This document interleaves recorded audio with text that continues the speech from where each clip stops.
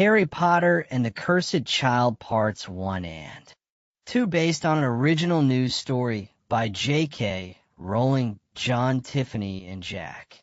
Thorn Part 1, Act 1 Scene 1. King's Cross, a busy and crowded station full of people trying to go somewhere. Amongst the hustle and bustle, 2 large cages rattle on top of 2 laden trolleys. They're being pushed by 2 boys, James Potter and Loose Potter. Their mother, Jenny, follows after. A 37-year-old old man Harry has his daughter Lily on his shoulders. Loose dad, he keeps saying at Harry. James, give it a rest, James. The first only said he might be in Slytherin and he might so. Off his dad's glare fine, Loose looking up at his mom. You'll write to me, won't you? Jenny, every day if you want us to, Loose. No, not every day, James says. Most people only get letters from home about once a month. I don't want to. Harry, we wrote to your brother 3 times a week last year. Loose, what? James. Loose looks accusingly at James. Jenny, yes, you may not want to believe everything he tells you about Hogwarts. He likes a laugh. Your brother James with a grin. Can we go now, please? Loose looks at his dad and then his mom. Jenny, all you have to do is walk straight at the wall between platforms 9 and 10. Lily, I'm so excited. Harry, don't stop and don't be scared. You'll crash into it. That's very important. Best to do it at a run. If you're nervous, Loose, I'm ready. Harry and Lily put their hands on Albus's trolley. Jenny joins James's trolley, and together the family run hard into the barrier. Act 1, Scene 2, Platform 9 and March 4th, which is covered in thick white steam pouring from the Hogwarts Express, and which is also busy, but instead of people in sharp suits going about their day, it's now wizards and witches in robes, mostly trying to work out how to say goodbye to their beloved progeny. Loose, this is it. Lily, wow. Loose, Platform 9 and 3/4. Lily, where are they? Are they here? Maybe they didn't come. Harry points out Ron, Hermione, and their daughter Rose. Lily runs hard up to them. Uncle Ron, Uncle Ron.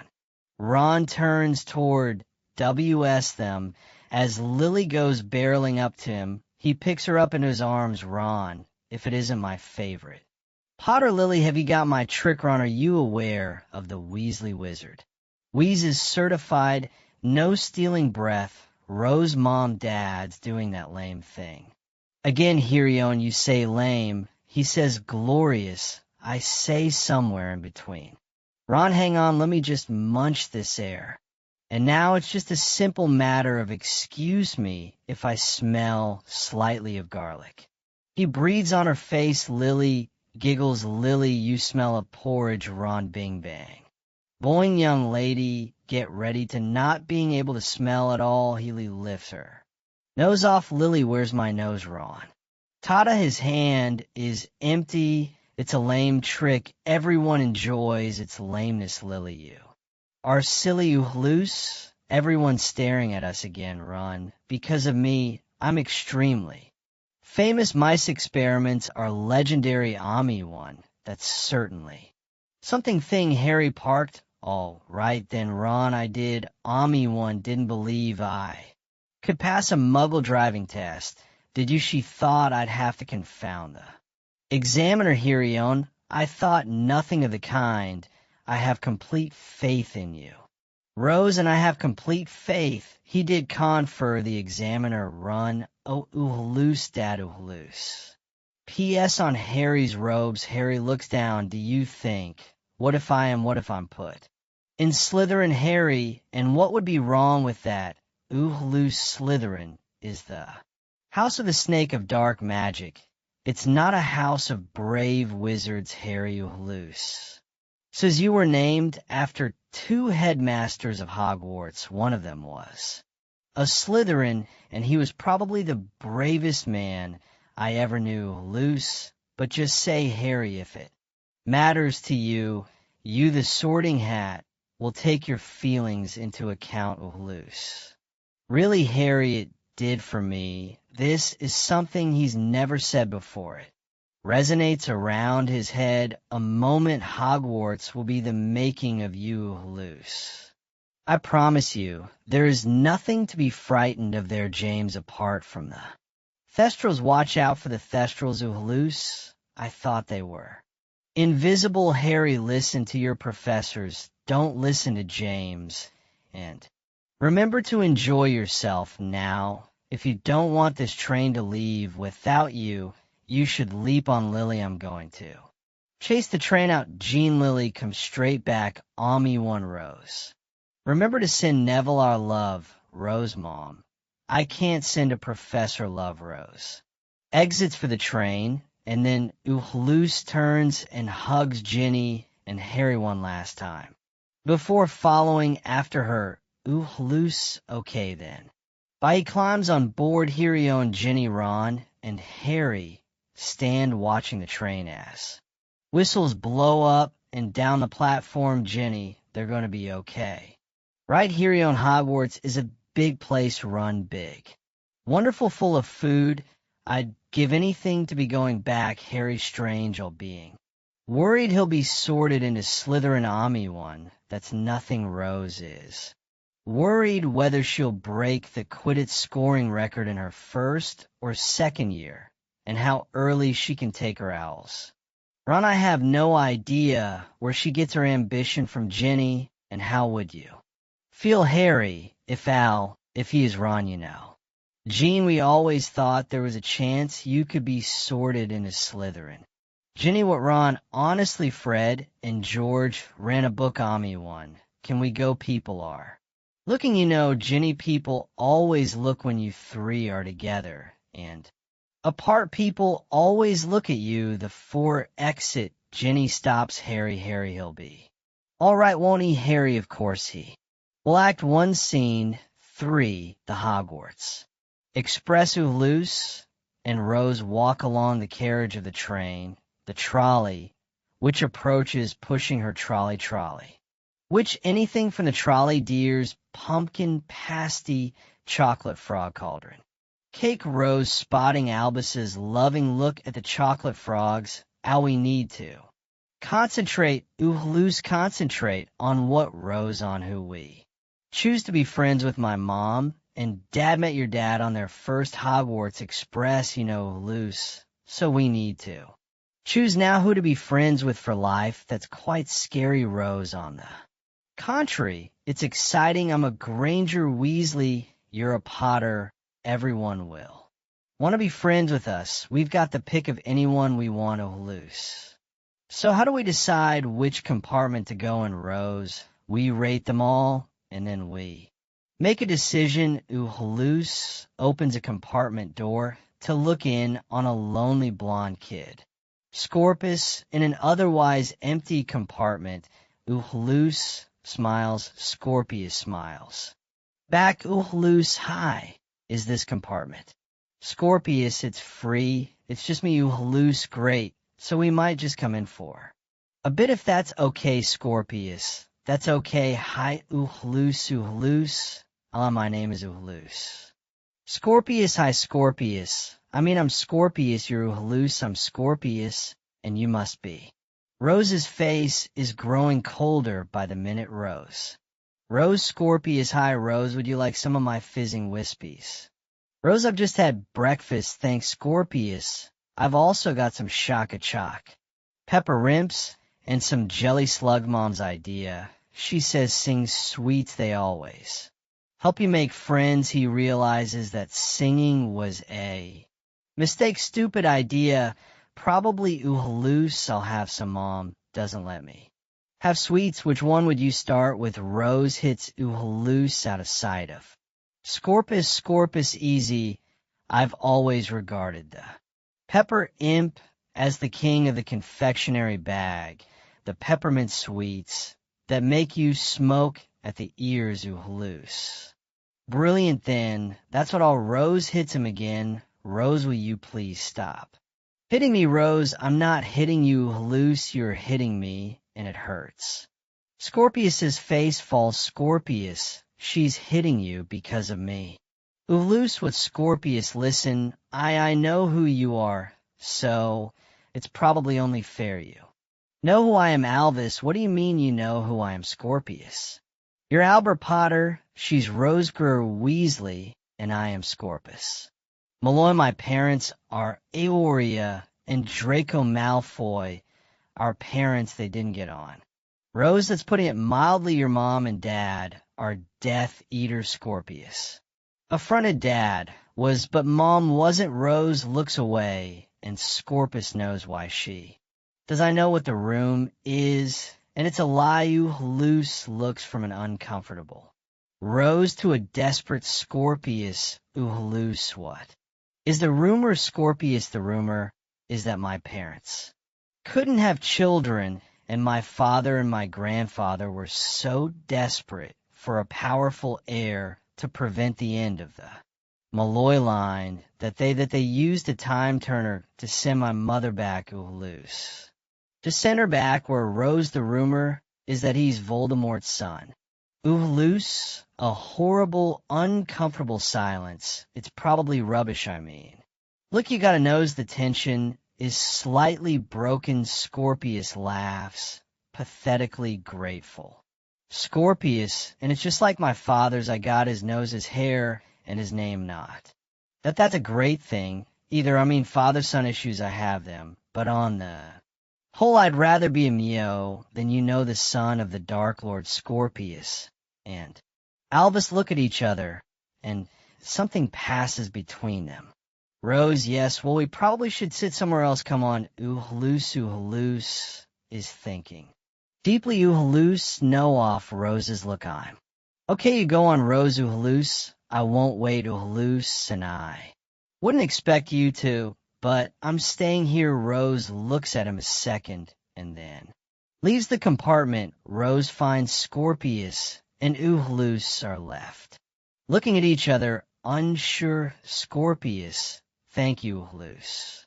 No, I didn't stay for you, I stayed for your sweet Scorpius. She's quite fierce, Uhalus, yes. Sorry, Scorpius, no. I like it. Do you prefer Uhalus? Or Al? Scorpius grins and pops 2 sweets in his mouth. Uhalus thinks Uhalus. Scorpius, as smoke comes out his ears. Thank you for staying for my sweets, Uhalus. Uhalus laughing. Wow, Act 1, Scene 4, transition scene. And now we enter another world of time change. And this scene is all about magic. The changes are rapid as we leap between worlds. There are no individual scenes, but fragment shards that show the constant progression of time. Initially, we're inside Hogwarts in the Great Hall, and everyone is dancing around Uhalus Polly. Chapman, Uhalus, Potter, Carl, Jenkins, a Potter in our year, Yen Fredericks, he's got his hair, he's got hair, just like him, Rose, and he's my cousin as they turn. Rose Granger, Weasley, nice to meet you. The Sorting Hat walks through the students who spring into their houses. It becomes quickly apparent he's approaching Rose, who is tense as she awaits her fate. Sorting Hat, I've done this job for centuries on every student's head. I've sat of thoughts. I take inventories for I'm the famous sorting. Had I've sorted low. I've done the job through thick and thin, so put me on, and you will know which house you should be in. Rose Granger. Weasley, he puts his hat on Rose's head. Gryffindor, there's cheering from the Gryffindors as Rose joins them. Rose. Thank Dumbledore. Scorpus runs to take Rose's place under the Sorting Hat's glare. Sorting Hat Scorpio Malloy, he puts his hat on Scorpius's head. Slytherin Scorpius was expecting this. He nods and half smiles. There's cheering from a Slytherin as he joins them. Polly Chapman, well, that makes sense. Uhalus walks swiftly to the front of the stage. Sorting Hat Uhalus. Potter he puts his hat on Albus's head, and this time he seems to take longer. Almost like he too is confused. Slytherin, there's a silence, a perfect, profound silence, one that sits low. Twist a bit and has damage within it. Polly Chapman. Slytherin, Craig Baylor Jr. Woa Potter in Slytherin, Uhloose looks out, unsure Scorpio. Smiles delighted as he shouts across to him, Scorpius, you can stand next to me. Uhloose, thoroughly discombobulated, right, yes, Yen. Fredericks, I suppose his hair isn't that similar Rose Uhloose, but this is wrong, Uhloose this is. Not how it's supposed to be, and suddenly a flying lesson is. Happening with Madam Hoochwell, what are you all waiting for? Everyone stand by a broomstick, come on hurry up the kids, all hurry into. Position beside their brooms, stick out your hands out over your broom, and say up, everyone up roses and yans. Broom sail into their hands rose, and yin, yes madam, hooch come on now I've know. Time for sure say up like you mean it, everyone bar rose, and yin up grooms. Say up, including Scorpius's, only Albus is left with his broom on the floor. Everyone bar rose yin, and Albus, yes, Albus up. Up his broom, doesn't move not even a millimeter, he stares at it with. Disbelieving desperation, there's giggling from the rest of the class. Polly Chapman O'Marin's beard, how humiliating, he really isn't like his. Father at all, is he Carl Jenkins Albert Potter, the Slytherin. Squib madam, hooch, okay, children time too. Flying suddenly Harry appears from nowhere beside Uhloose as steam expands all. Over the stage we're back on platform 9 and March 4th and time has ticked on. Mercilessly Uhloose is now a year older as is Harry, but less. Noticeably Uhloose, I'm just asking you, Dad, if you'll just stand a little away from me, Harry, amused second years don't like to. Be seen with their dads, is that an over-attentive wizard begins to circle. The Uhloose, no, it's just you and an I'm. Me and Harry, it's just people looking okay, people look, and they're looking at. Me not you, the over-attentive wizard propers something for Harry to sign he. Signs it Uhloose, said Harry Potter and his disappointing son. Harry, what does that mean, Uhloose Harry Potter and his Slytherin? Son James rushes past them carrying his bee. James, slithering stop with your dithering time to get onto the train. Harry, unnecessary, James Law. Gone see you at Christmas, Dad. Harry looks at Albus, concerned Harry Al. Albus, my name is Uhloose, not all Harry are. To the other kids being unkind is that it may be if you tried making a few more. Friends without Ami one, and Ron, I wouldn't have survived Hogwarts. I wouldn't have survived at all. Albus, but I don't need a Ron and Hermione. I've got a friend Scorpius. And I know you don't like him, but he's all I need. Harry, look, as long as you're happy, that's all that matters to me. Uhloose, you didn't need to bring me to the station. Dad. Uhloose picks up his case and makes hard way. Harry, but I wanted to be here. But Albus is gone. Draco Malfoy, his robes perfect, his blonde ponytail precisely placed, emerges from within the crowds to be beside Harry. Draco, I need a favor, Harry. Draco, these rumors about my son's parentage, they don't seem to be going away. The other Hogwarts students teased Scorpios about it relentlessly. If the Ministry could release a statement reaffirming that all time turners were destroyed in the Battle of the Department of Mysteries. Harry, Draco, just let it blow over, they'll soon move on. Draco, my son, is suffering, and the story hasn't been well recently, so he Needs all the support he can get Harry if you answer the gossip you feed the. Gossip there have been rumors Voldemort had a child for years. Scorpius is not the first to be accused the ministry for. Your sake, as well as ours, needs to steer while clear. Draco frowns annoyed as the stage clears and Rose and Albus stand ready with their cases. Loose as soon as the train leaves you. Don't have to talk to me, Rose, I know we just need to keep the pretense up in front of the grown-ups. Scorpius runs on with big hopes, and an even bigger case. Scorpius, hopeful. High Rose.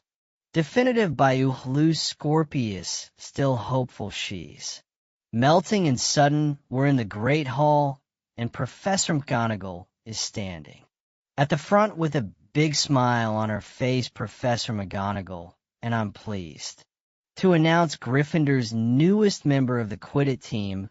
Our she realizes she can't be partial. Your superb new chaser, Rose Granger. Weasel. The hall erupts into cheers. Scorpius claps alongside them. All Alice. Are you clapping her too? We hate Quidditch, and she's playing for another house. Scorpius. She's your cousin. Loose do.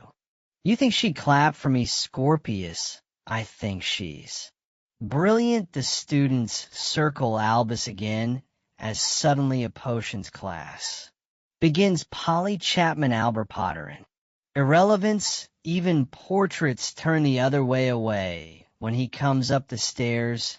Loose hunches over a potion. Albus. And now we add, is it Horn of Born? Carl Jenkins, leave him, and Voldemort's child to it.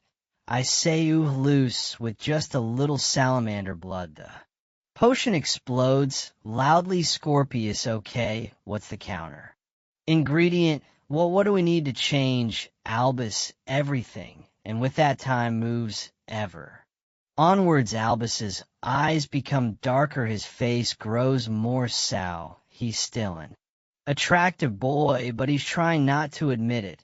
And suddenly he's back on platform 9 and 3 and 4S with his dad, who is still trying to persuade his son and himself that everything is okay. Both have aged another year. Harry, 3rd year, big year here. Is your permission form for Hogsmeade. Loose. I hate Hogsmeade. Harry, how can you hate a place you haven't actually visited yet? Loose. Because I know it'll be full of Hogwarts students. Albus screws up the paper. Harry, just give a go. Come on, this is your chance to go nuts and honey jukes without your mom knowing. No, Loose, don't you dare. Loose, pointing his wand. Incendio. The bowl of paper bursts into flame and ascends across the stage. Harry, of all the stupid things, Loose, the ironic thing is I didn't expect it to work. I'm terrible at that spell. Harry out. Loose, I've been exchanging S with Professor McGonagall. She says you're isolating yourself, you're uncooperative in lessons. You're Loose. So what would you like me to do? Magic myself, popular, conjure myself into a new house, transfigure myself into a better student? Just cast a spell, Dad, and change me into what you want to be. Okay. It'll work better for both of us. Gotta go trying to catch friend to find. Loose runs to Scorpius, who's sitting on his case, numb to the world, delighted. Scorpius, concerned. Scorpius, are you okay? Scorpius says nothing. Loose tries to read his friends. Eyes. Your mom, it's got worse. Scorpius, it's got the worst it can possibly get. Loose sits down beside Scorpius. Loose, I thought you'd send an owl. Scorpius, I couldn't work out what to say. Eluse, and now I don't know what to say. Scorpius, say nothing. Eluse, is there anything? Scorpius, come to the funeral. Loose, of course. Scorpius, be my good friend. And suddenly the Sorting Hat is center stage, and we're back in the Great Hall. Sorting Hat, are you afraid of what you'll hear? Afraid? I'll speak the name you fear. not Slytherin, not Gryffindor, not Hufflepuff, not Ravenclaw. Don't worry, child. I know my job you'll learn to. Laugh if first you SOB Lily Potter. Gryffindor Lily, yes, Elus, great Scorpius. Did you really think she'd come to us, Potter? Don't belong in Slytherin Elus. This one does. As he tries to melt into the background, the other students laugh. He looks up at them all. I didn't choose, you know, that I didn't choose to be his son.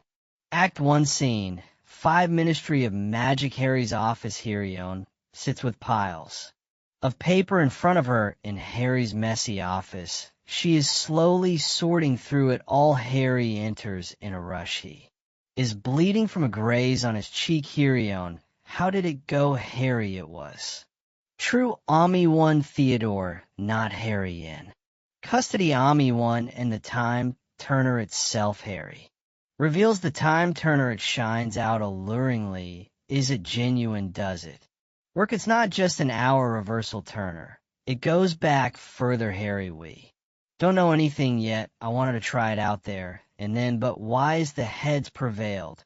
Hirion, well now, we have it, Harry, and you're sure you want to keep it? Hirion, I don't think we had choice. Look at it. It's entirely different to the time turner. I had Harry dry. Apparently wizardry has moved on since we were kids. Ami 1, you're bleeding. Harry checks his face in the mirror. He dabs at the wound with his robes. Don't worry, it'll go with the scar. Harry with a grin, what are you doing in my office? Hirion, I was anxious to hear about Theodore or not, and thought I'd check whether you kept your promise and were on top of your paperwork. Harry, turns out I'm not. Hirion, no you're not. Harry, how can you get any work done in this chaos? Harry waves his wand, and the papers and books transform into neat piles. Harry smiles. Harry, no longer chaotic. Hirion, but still ignored, you know. There's some interesting stuff in here. There are mountain trolls riding graph horns through Hungary. There are giants with wing tattoos on their backs walking through the Greek seas, and the werewolves have gone entirely underground. Harry, great. Let's get out.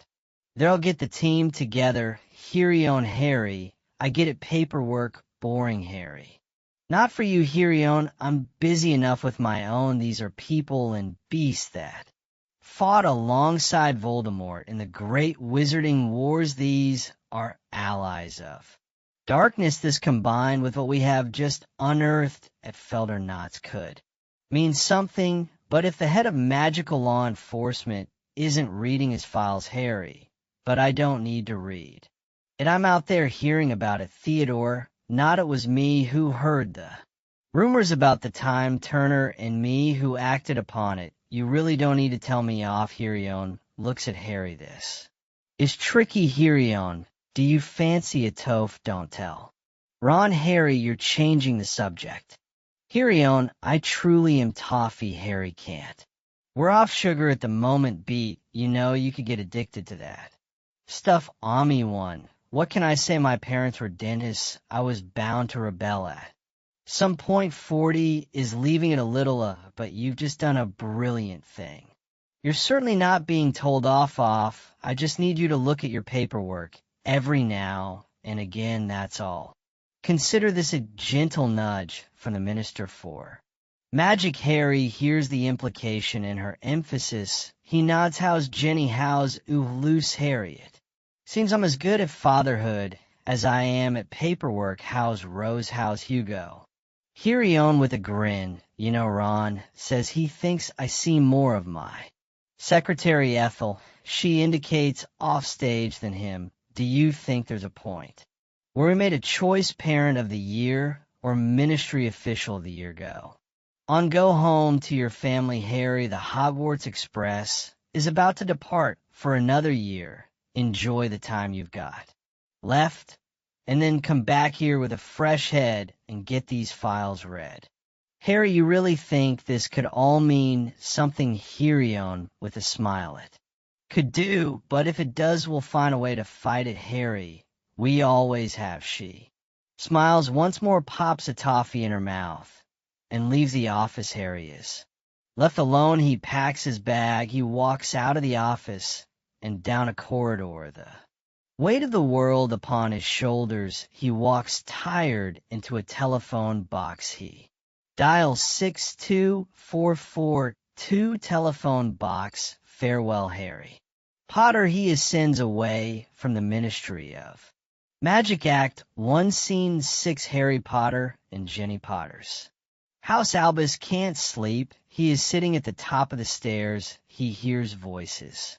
Below him we hear Harry's voice before he's revealed. An elderly man in a wheelchair is with him. Amos Dury. Harry. Amos, I understand, I really do, but I'm only just home. And Amos, I've tried to make appointments at the Ministry. They say, Mr. Dory, we have an appointment for you. Let's see you in 2 months. I wait very patiently, Harry, and coming to my house in the middle of the night when my kids are just getting ready for their new year at school. It's not right, Amos. 2 months pass. I receive an owl. Mr. Digg, I'm awfully sorry, but Mr. Potter is being called away on urgent business. We're going to have to shift things around a little. Are you available for an appointment? And let's see, 2 months' time. And then it repeats. Again and again, you're shutting me out, Harry. Of course I'm not. It's just I'm afraid, as the head of the Department of Magical Law Enforcement, I'm responsible. Amos, there's plenty you're responsible for. Harry, sorry, Amos, my son. Cedric, you do remember. Cedric, don't you? Harry, remembering Cedric hurts him. Yes, I remember your son is lost. Amos, Voldemort wanted you. Not my son. You told me yourself the words. He said we're killed to spare my son. My beautiful son was a spare. Harry. Mr. Diger, as you know, I sympathize with your efforts to memorialize Cedric, but Amos, a memorial? I'm not interested in a memorial, but not anymore. I'm an old man, an old dying man, and I am here to ask you, beg you to help me get him back. Harry looks up, astonished. Harry, get him back. Amos, that's not possible. Amos, the Ministry has a time turner, does it not? Harry, the time turners were all destroyed. Amos, the reason I'm here with such urgency is I've just heard rumor, strong rumor, that the Ministry seized an illegal time turner from Theodore Knott and has kept it for investigation. Let me use that time turner. Let me have my son back. There's a long, deadly pause. Harry is finding this extremely difficult. We watch as Halus moves closer, listening. Harry. Amos, playing with time. You know we can't do that. Amos, how many people have died for the boy who lived? I'm asking you to save one of them. This hurts, Harry. He thinks his face hardens. Harry, whatever you've heard, the Theodore Knott story is a fiction. Amos, I'm sorry. Deli. Hello. Halus jumps a mile as Deli, a 20-some determined-looking woman, is revealed looking through the stairs at him. Oh, sorry.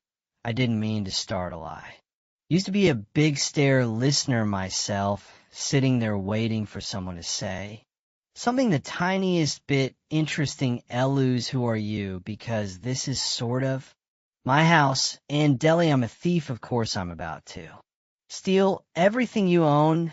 Give me your gold, your wand, and your chocolate. Frog, she looks F and then smiles. Either that or I'm Delani Diori. She ascends the stairs and sticks out a hand. Deli, I look after him. Amos, while I try. She indicates Amos, and you are Halus. Ruthful grin. Halus. Deli, of course. Halus Potter. So Harry is your dad. That's a bit wow, isn't it? Halus. Not really.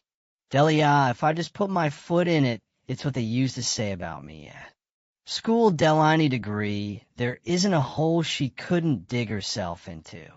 Halus, they do all sorts with my name too. Pause. She looks at him carefully. Amos. Deli.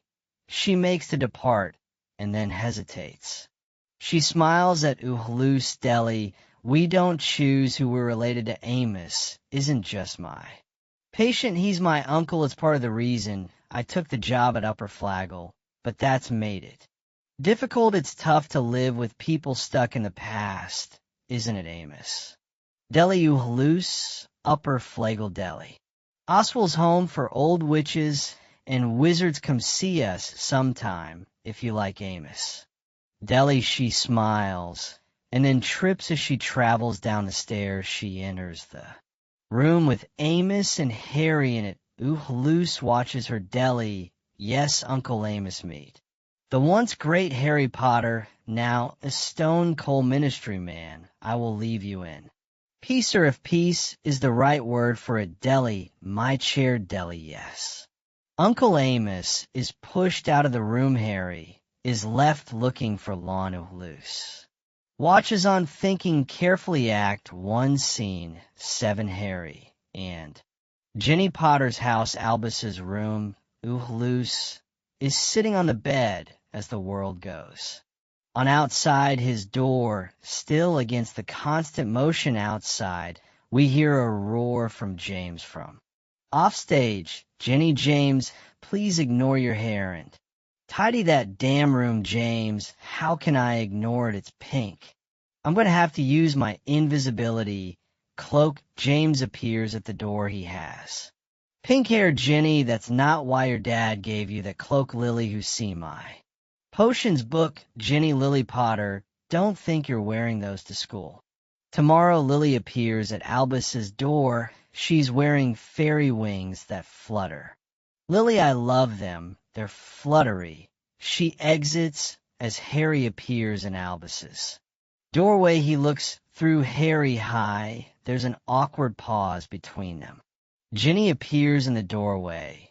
She sees what's happening and stays a moment, just delivering a pre-Hogwarts gift. Gifts. Ron sent this. Uhalus, okay. A love potion, okay. Harry, I think it's a joke about I don't know what Lily got. Faring gnomes. James got a comb that's made his hair turn a shade of pink. Ron, well, Ron's Ron you. No. Harry puts down Albus's love potion on his bed. Also, this is for me. He reveals a small blanket. Jenny looks at it. She sees Harry is trying, and then she softly walks away. Albus, an old blanket. Harry, I thought a lot about what to give you this year. James, well, James has been going on about the invisibility cloak since time itself. And Lily, I knew she'd love wings, but you're 14 years old now. Uhalus, and I wanted to give you something which meant something. This is the last thing I had from my mom, the only thing I was given to the Dursley wrapped in it. I thought it had gone forever, and then when your great Aunt Petunia died, hidden amongst her possessions, surprisingly Dudley found this, and he kindly sent it on to me, and ever since then, well, any time I've wanted luck, I've found it, and just try to hold it. And I wondered if you were loose.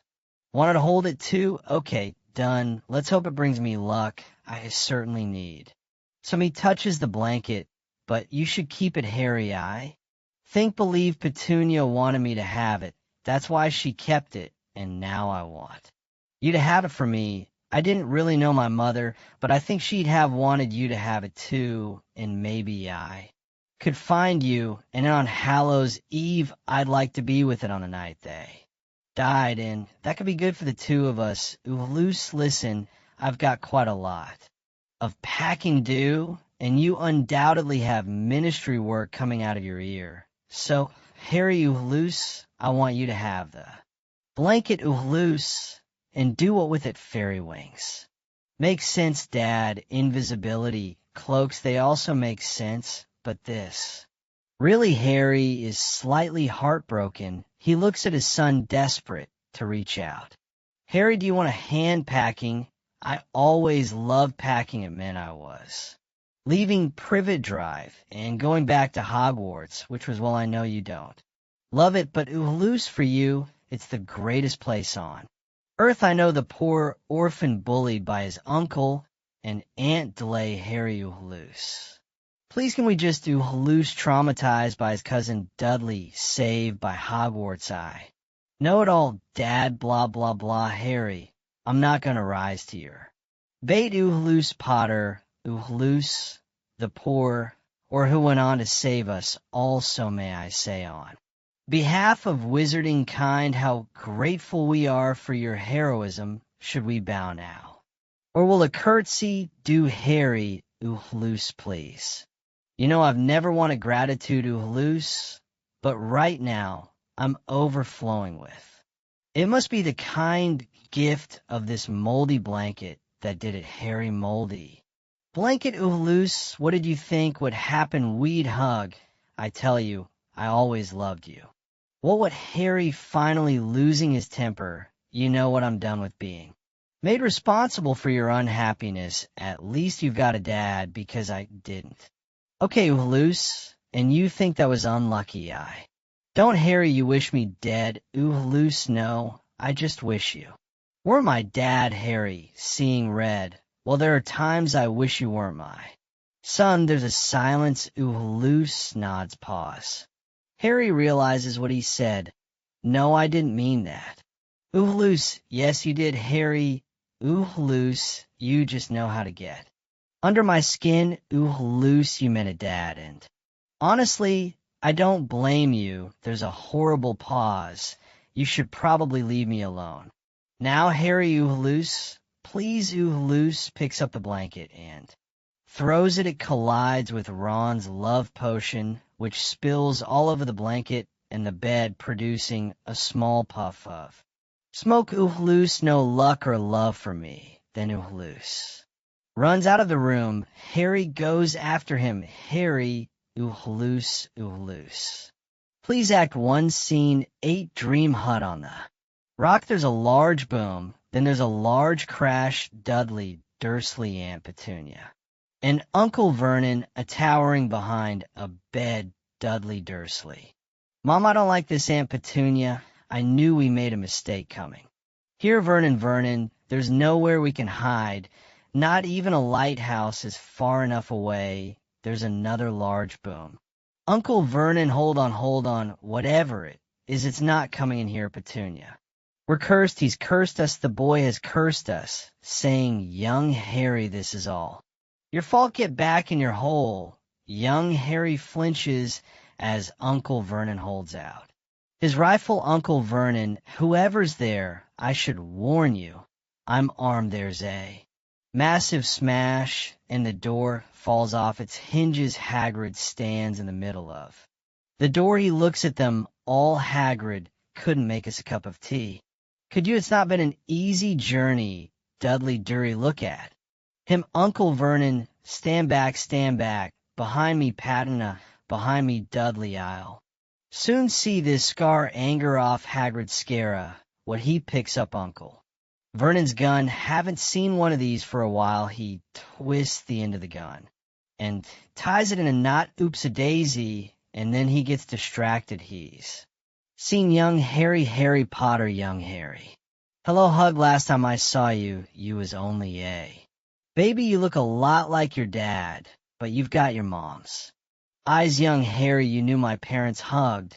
Where's me manners a very happy birthday to you. Got some for you here. I might have sat on it at some point, but it'll taste all right from inside his coat. He pulls a slightly squashed chocolate cake with happy birthday Harry written on it in green icing. Young Harry, who are you? Hug, laughing. True, I haven't introduced myself. Ruby is Hagrid, keeper of keys and grounds at Hogwarts. He looks around himself. What about that tea? Then Hyde not say no to summit. Stronger if you've got mind, young Harry. Hog will hug Hogwarts, you know, all about Hogwarts, of course, young Harry, I know. Sorry, Hug, sorry. It's them. I should be sorry. I knew you weren't getting your letters, but never thought you wouldn't even know about awards. For crying out loud, did you? Never wonder where your parents learned it all. Young Harry learnt what hugged.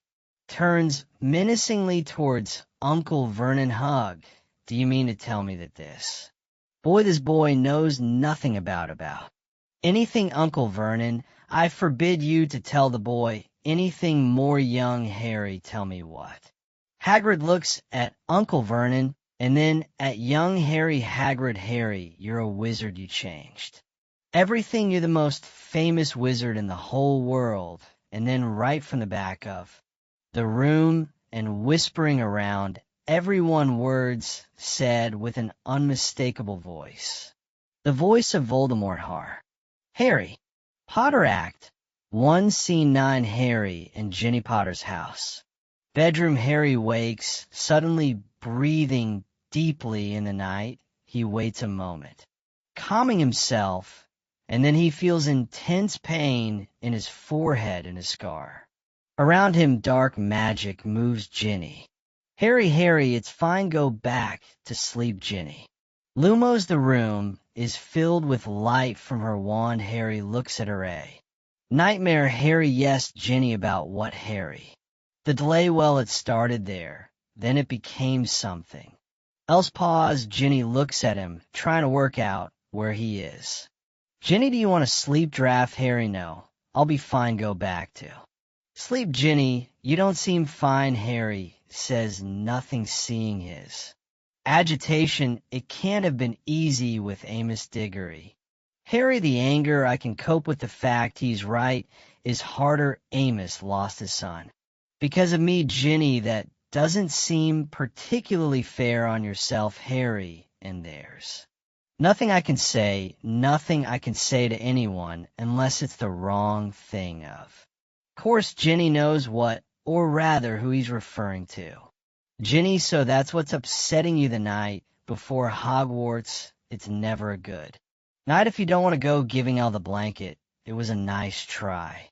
Harry, it went pretty badly wrong from there. I said some things. Ginny, I heard, Harry, and you're still talking to me. Ginny, because I know that when the time is right you'll say sorry, that you didn't mean it, that what you said concealed other things. You can be honest with him, Harry. That's all he needs, Harry. I just wish he was more like James or Lily. Ginny dryly, and maybe don't be that honest. Harry, no, I wouldn't change a thing about him, but I can understand them. And Ginny, Loose is different, and isn't that a good thing? And he can tell you no when you're putting on your Harry Potter front. He wants to see the real you. Harry, the truth is a beautiful and terrible thing and should therefore be treated with great caution. Ginny looks at him surprised. Dumbledore. Ginny, strange thing to say to a child. Harry, not when you believe that child will have to die to save the world. Harry gasps again and does all he can not to touch his forehead. Ginny, Harry. What's wrong? Harry, fine. I'm fine. I hear you. I'll try to be. Ginny, does your scar hurt? Harry, no, I'm fine now. Knock that, and let's get some sleep. Ginny, Harry, how long has it been since your scar hurt? Harry turns to Ginny. His face says it all. Harry, 22 years. Act 1, Scene 10. The Hogwarts Express. Loose walks quickly along the train. Rose. Loose, I've been looking for you.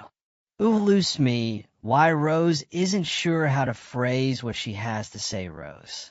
Loose, it's the start of the 4th year, and so the start of new year for us. I want to be friends again. Loose, we never were friends. Rose, that's harsh. You were my best friend when I was 6. Elus, that was a long time ago. He makes to walk away. She pulls him into an empty compartment. Rose, have you heard the rumors? Big Ministrate a few days ago. Your dad apparently was incredibly brave. Loose, how do you always know about these things? And I don't. Rose, apparently he the wizard they raided. Theodore, not I think, had all sorts of artifacts that broke all sorts of laws, including, and this has got them all gooey in a legal time.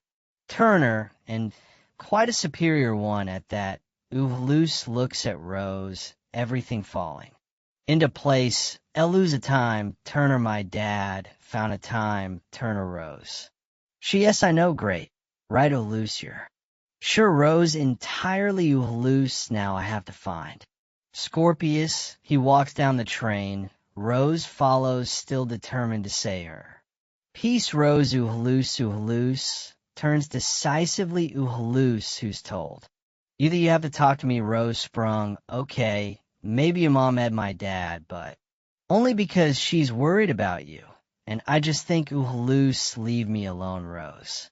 Scorpius is sitting in his usual compartment. Uhalus enters first, Rose still. Tailing him, Scorpius, Uhalus. Oh, hello, Rose, what are you? Smell of Rose. What do I smell of Scorpius? No, I meant it as a nice thing. You smell like a mixture of fresh flowers and fresh bread. Rose Albert, I'm here okay. If you need me, Scorpius, I mean nice bread, good bread. Bread, what's wrong with bread? Rose walks away, shaking her head. Rose, what's wrong? With bread, red Uhalus, I've been looking for you everywhere, Scorpius, and now you. Found me, Tata, was hardly hiding, you know how I like to get on early stops, people. Staring, shouting, riding son of Voldemort on my trunk. That one never gets old, she really doesn't like me, does. She Uhalus hugs his friend with fierceness they hold for a beat, Scorpius is. Surprised by this, okay. Hello, have we hugged before? Do we hug the two boys? Awkwardly dislocate, Uhalus, just a slightly weird 24 hours. Scorpius, what's happened in them? Uhalus, I've explained later. We have to get off. This train, there's the sound of whistles from off the train, starts moving. Scorpius, too late, the train is moving Hogwarts AOE. Uhalus, then we have to get off a moving train trolley, which anything from the trolley, dear, Albus opens a window and makes to climb out Scorpius, a moving. Magical train trolley, which pumpkin pasty. Cauldron cake, Scorpius, Uhalus, says Potter, get that. Strange look out of your eye, Uhalus. First question, what do you know about the try? Wizard tournament, Scorpius, happy. Oh, a quiz, 3 schools pick 3 champions. To compete in 3 tasks for 1 cup, what's that got to do with anything, Uhalus? You really are an enormous geek, you know. That's Scorpius, Yaha. Uhalus, second question. Why has the Tri-Wizard tournament not been run in over 20 years, Scorpius? The last competition included your dad and a boy called Cedric Diggory. They decided to win together, but the cup was a poor key, and they were transported to Voldemort. Cedric was killed, they. Cancel the competition immediately after Uhalus' good third question, did Cedric need? To be killed, easy question, easy answer. No, the words Voldemort said were kill. The spare, he only died because he was with my father, and my father couldn't save him.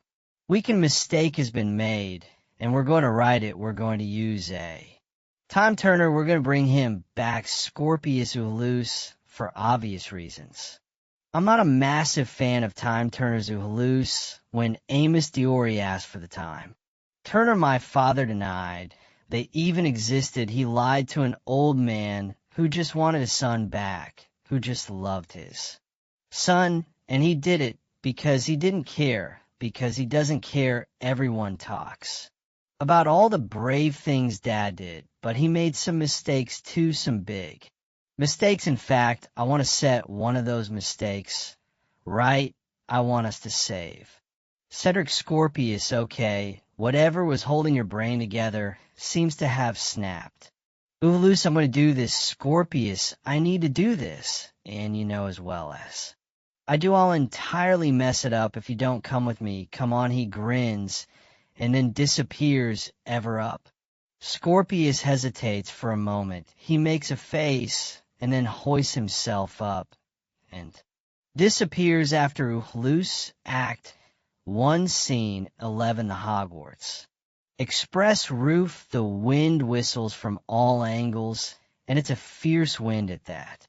Scorpius, okay, now we're on the roof of a train. It's fast, it's scary, this has been great.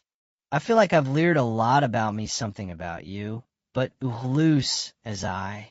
Calculate we should be approaching the viaduct soon, and then it'll be a short hike to St. Oswald's home for old witches.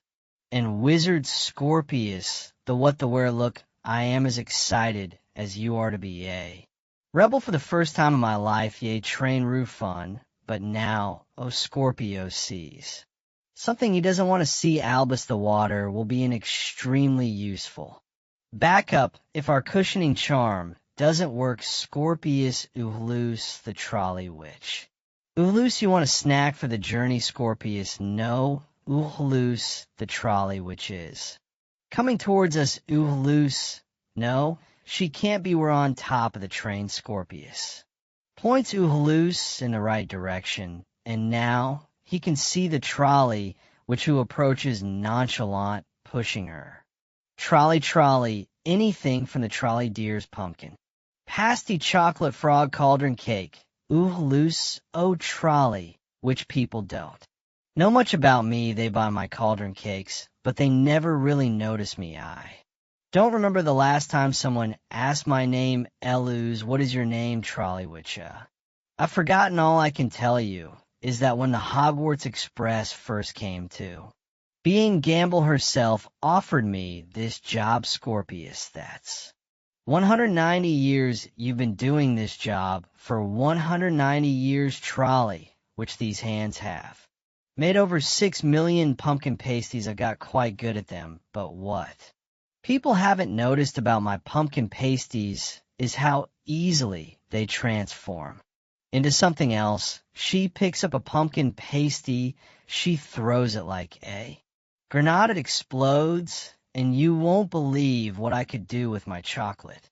Frogs, never have I let anyone off this train before they reach their destination. Some have tried, sir, is black, and his cronies Fred and George Weasley all have failed because this train, it doesn't like people getting off it. The trolley witch's hands transfigure into very sharp spikes. She smiles. So please retake your seats for the remainder of the journey.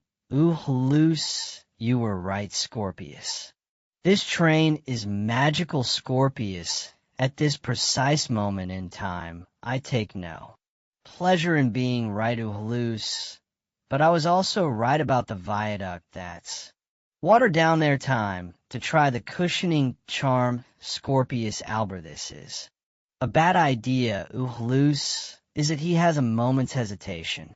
Then he realizes the time for hesitation has passed too late. Now, 3, 2, 1. Moliere, he incants as he jumps Scorpius Loose. Loose, he looks down desperately after his friend. He looks at the approaching trolley, which her hair wild her spikes. Particularly spiky, well as fun, as you clearly look. I have to go after my friend. He pinches his nose, he jumps after Loose incanting. As he goes Molar.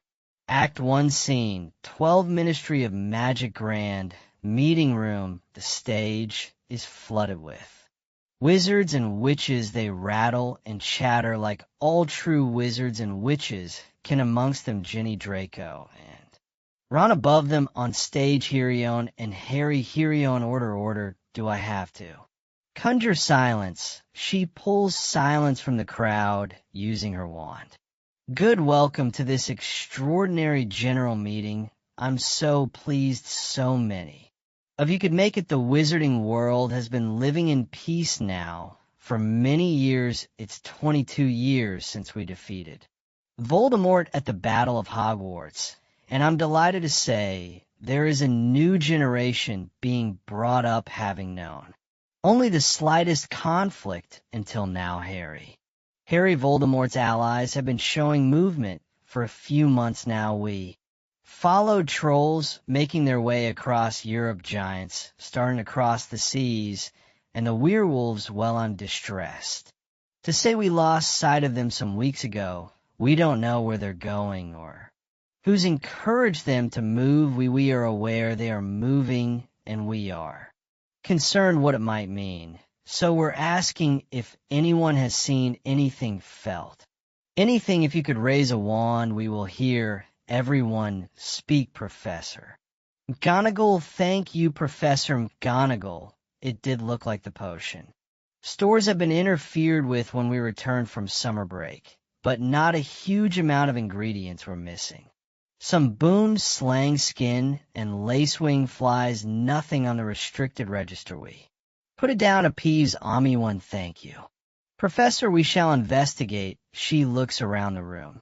Nobody else fine, and gravest of all, and this hasn't been the case since.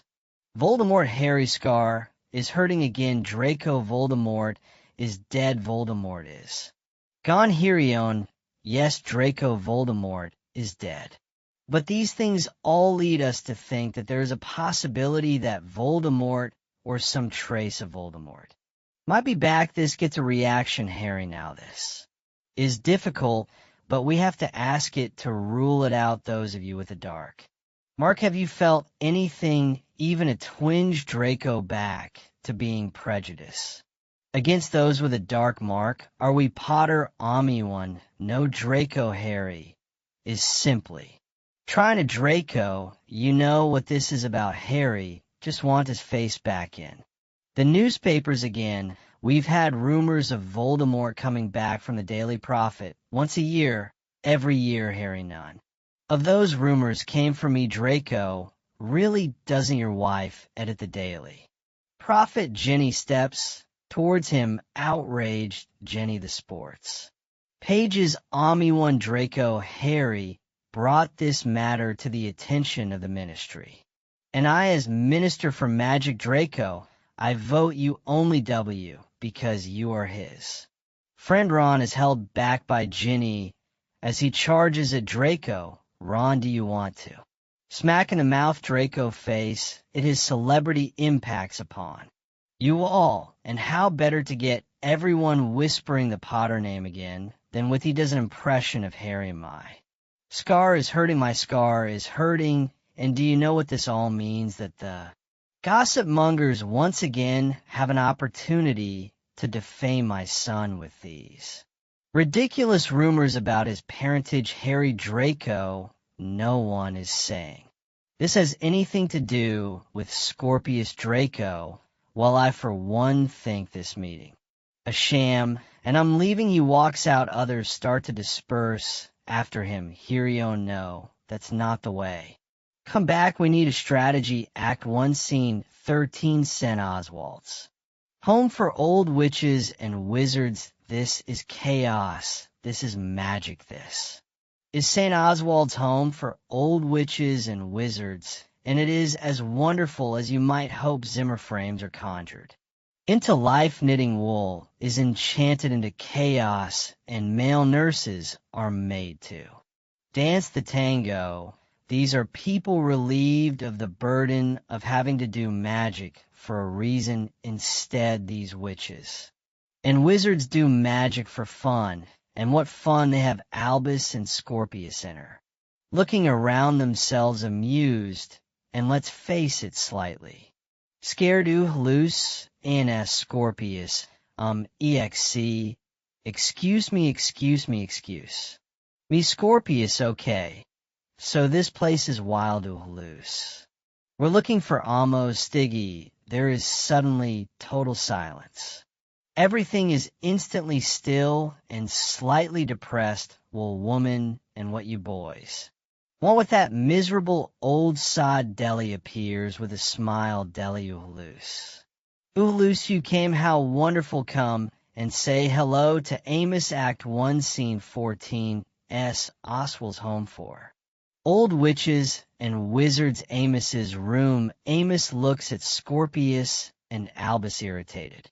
Deli watches the three of them. Amos, so let me get this straight. You overhear a conversation which was not meant for you to overhear, and you decide without prompting, in fact, without leave, to interfere, and interfere hard in someone else's business. Loose, my father lied to you. I know he did. They do have a time turner. Amos, of course they do. You can move along. Now, Eluz, what no, we're here to help. Amos help what use could a pair of undersized teenagers be for me, Ulusmai.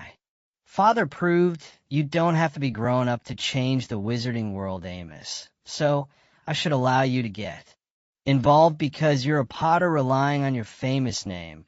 Are you, Ulus, no Amos, a Potter who is in Slytherin House? Yes, I've read about you. And who brings a Malfoy with him to visit? Me, a Malfoy, who may be a Voldemort. Who's to say you're not involved in dark magic? Ulus, but Amos, your information was obvious, but the confirmation is useful. Your father did lie now. Leave the pair of you and stop wasting my time, Ulus. With power and strength. No, you need to listen to me, you said it yourself, Hal. Much blood is on my father's hands. Let me help you change that let me help. Correct one of his mistakes, trust. Me, Amos, his voice raised, did you not hear? Me, boy, I see no reason to trust you. So go now, before I make you leave, he raises. His wand, ominously Albus looks at the wand. He deflates. Amos has crushed him. Scorpius, come on, mate. If there's one thing we're good at, it's knowing where we're not wanted to halluce is reluctant to. Leave Scorpius, pulls him by the arm. He turns, and they walk away. Deli, I can think of one reason why you should trust them, Uncle they. Stop, they're the only ones volunteering to help. They're prepared to bravely put themselves at risk to return your son to your side. In fact, I'm pretty sure they put themselves at risk even getting here. Amos, this is Cedric we're talking about. Deli, and didn't you say yourself having someone inside Hogwarts might be a massive advantage? Delphi kisses the top of Amos's head. Amos looks at Deli and then turns to look at the boys. Amos, why do you want you put yourselves at risk? What's in it for you, you halluce? I know what it is to be the spare. Your son didn't deserve to be killed, Mr. Dory. We can help you get him back, Amos. Finally showing emotion, my son, was the best thing that ever happened to me, and you're right, it was an injustice, a gross injustice. If you're serious, you halluce, we're deadly. Serious, Amos, this is going to be dangerous, halluce we. No Scorpius, do we, Amos? Deli, perhaps. If you were prepared to accompany them, Deli, if that would make you happy. Uncle, she smiles at Halus. He smiles back. Amos, you do understand. Even getting the time turner will risk your lives, Halus. We're ready to put our lives at risk, Scorpius. Are we, Amos? Gravely, I hope you have it in you. Act 1, Scene 15, Harry and Jenny. Potter's house, kitchen, Harry, Ron, Hermione, and Jenny sit eating together. Ami one, I've told Draco again and again, no one in the ministry is saying anything about Scorpius. The rumors aren't coming from us, Ginny. I wrote to him after he lost Astoria to ask if there's anything we could do. I thought maybe as he was such a good friend to Halus, maybe Scorpius might want to stay over part of the Christmas break, or my owl came back with a letter containing one simple sentence: tell your husband to refute these allegations about my son once and for all. Ami when he's obsessed. Ginny, he's a mess, a grieving mess, Ron. And I'm sorry for his loss, but when he accuses Hirion of, well, he looks across at Harry. Oi, Droopy draws like I say to her all the time, it could be nothing. Hirion, her, Ron the trolls, could be going to a party, the giants to a wedding. You could be getting bad dreams because your war about Halus, and your scar could be hurting because you're getting old. Harry getting old. Thanks, mate, Ron. Honestly, every time I sit down now, I make an oof noise, and oof, and my feet, terrible trouble I'm having with my feet. I could write songs about the pain my feet give me. Maybe your scar is like that. Ginny, you talk a lot of rubbish. Run, I consider it my speciality, that and my range of skying snack boxes. And my love for all of you, even skinny Jenny if you don't behave, Ronald. Weasley, I will tell Mom, Ron, you wouldn't. Hirion, if some part of Voldemort survived in whatever form we need to be. Prepared, and I'm scared, Ginny, I'm scared too. Ron, nothing scares me. Apart from Mom, Hirion, I mean it, Harry, I will not be Cornelius Fudge on this one. I will not stick my head in the sand, and I don't care how unpopular that makes me with Draco Malfoy. Ron, you never really. We're one for popularity, where you, Hirion, shoots Ron a withering look as she aims to hit him, but Ron jumps out of the way. Miss Jenny hits Ron. Wince's hit, a very solid hit. Suddenly an owl is in the room. It swoops in low and drops a letter on Harry's plate. Hirion bit late for it. Owl isn't it? Harry opens the letter. Surprised Harry, it's from Professor McGonagall. Ginny, what does it say? Harry's face drops. Harry, Ginny, it's Oohalus, and Scorpius, they never made it to school there. Missing Act 1, Scene 16, Whitehall. Cellar Scorpius is squinting at a bottle. Scorpius, so we just take it Oohalus. Scorpius, do I really need to explain to you, Ubeck, and potions experts what Polly Juice does? Thanks to Delph's brilliant preparation work, we're going to take this potion and be transformed in Tage. Disguised, we will be able to enter the Ministry of Magic. Scorpius. Okay, 2 points. 1, is it painful delivery, as I understand it? Scorpius, thank you, good to know. 2nd point, do either of you know what polyjuice tastes of? Because I've heard it tastes of fish, and if it does, I will just vomit it back up. Fish doesn't. Agree with me, never has never will Deli. Consider us warned. She knocks back the potion, doesn't taste a fish. She begins to transform. It's agonizing. Actually, it tastes quite pleasant. Yum, it is painful. But she burps loudly. Take it back. She burps again and turns into Hirion's slight, overpowering fishy residue. Loose, okay, that's wow. Scorpius. Double wow. Deli is Hirion. This really doesn't feel how I even sound like her. Triple wow. Loose. Write me next. Scorpius. No way, Jose, if we're doing this, we're doing it. He puts on a pair of familiar-looking glasses with a smile. Together, loose. 3, 2. One they swallow, no, that's good. He's racked with pain, that's less good. They both start to transform, and it's agonizing. Loose turns into Ron. Scorpius into Harry. The two look at each other. There's a silence. Loose as Ron. This is going to be slightly weird, isn't it? Scorpius as Harry, full of drama. He's really enjoying this. Go to your room. Go straight to your room. You've been an incredibly awful and bad son. Alvis Astron with a laugh. Scorpio Scorpus as Harry tossing his cloak over his shoulder. It was your idea. I be him. And you be Ron. I just want to have a little fun before I. And then he burps loudly. Okay, so that's utterly horrible. Alvis as Ron, you know he hides it well, but Uncle Ron's got a bit of a gut. Growing Deli is Hirion.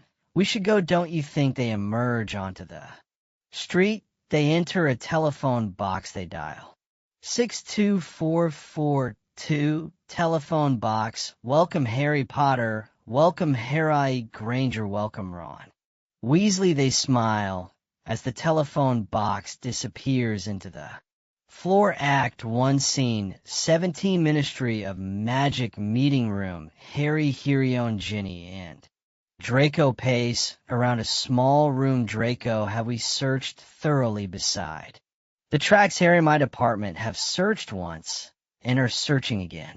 Draco, and the trolley W is not able to tell us anything useful. Hirion, the trolley, which is furious. She keeps talking about letting down outline gamble. She prides herself on her Hogwarts delivery record. Ginny have There have been any instances of magic reported by the Muggles, Ami one none so.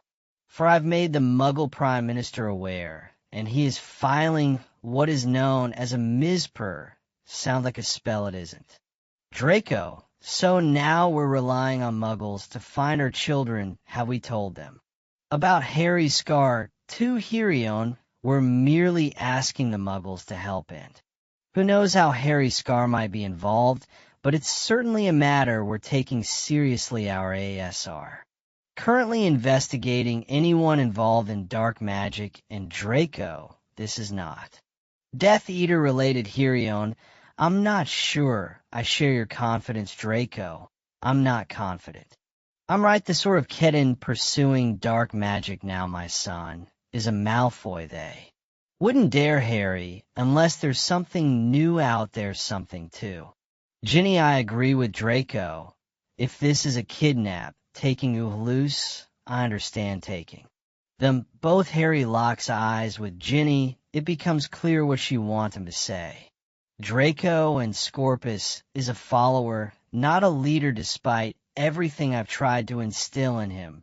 So it's undoubtedly you loose. Who got him from that train? And my question is, where would he take him? Ginny, Harry, they've run away you, and I know it. Draco notices the couple staring at each other. Draco, do you know it? What aren't you telling us? There's a silence, whatever information you're concealing. I recommend you share it now, Harry, you loose. And I had an argument today before last, Draco, and Harry hesitates, and then makes brave eye contact with Draco. Harry, and I told him there were times when I wished he weren't my son. There's another silence, a profoundly powerful one, and then Draco takes a dangerous step towards Harry.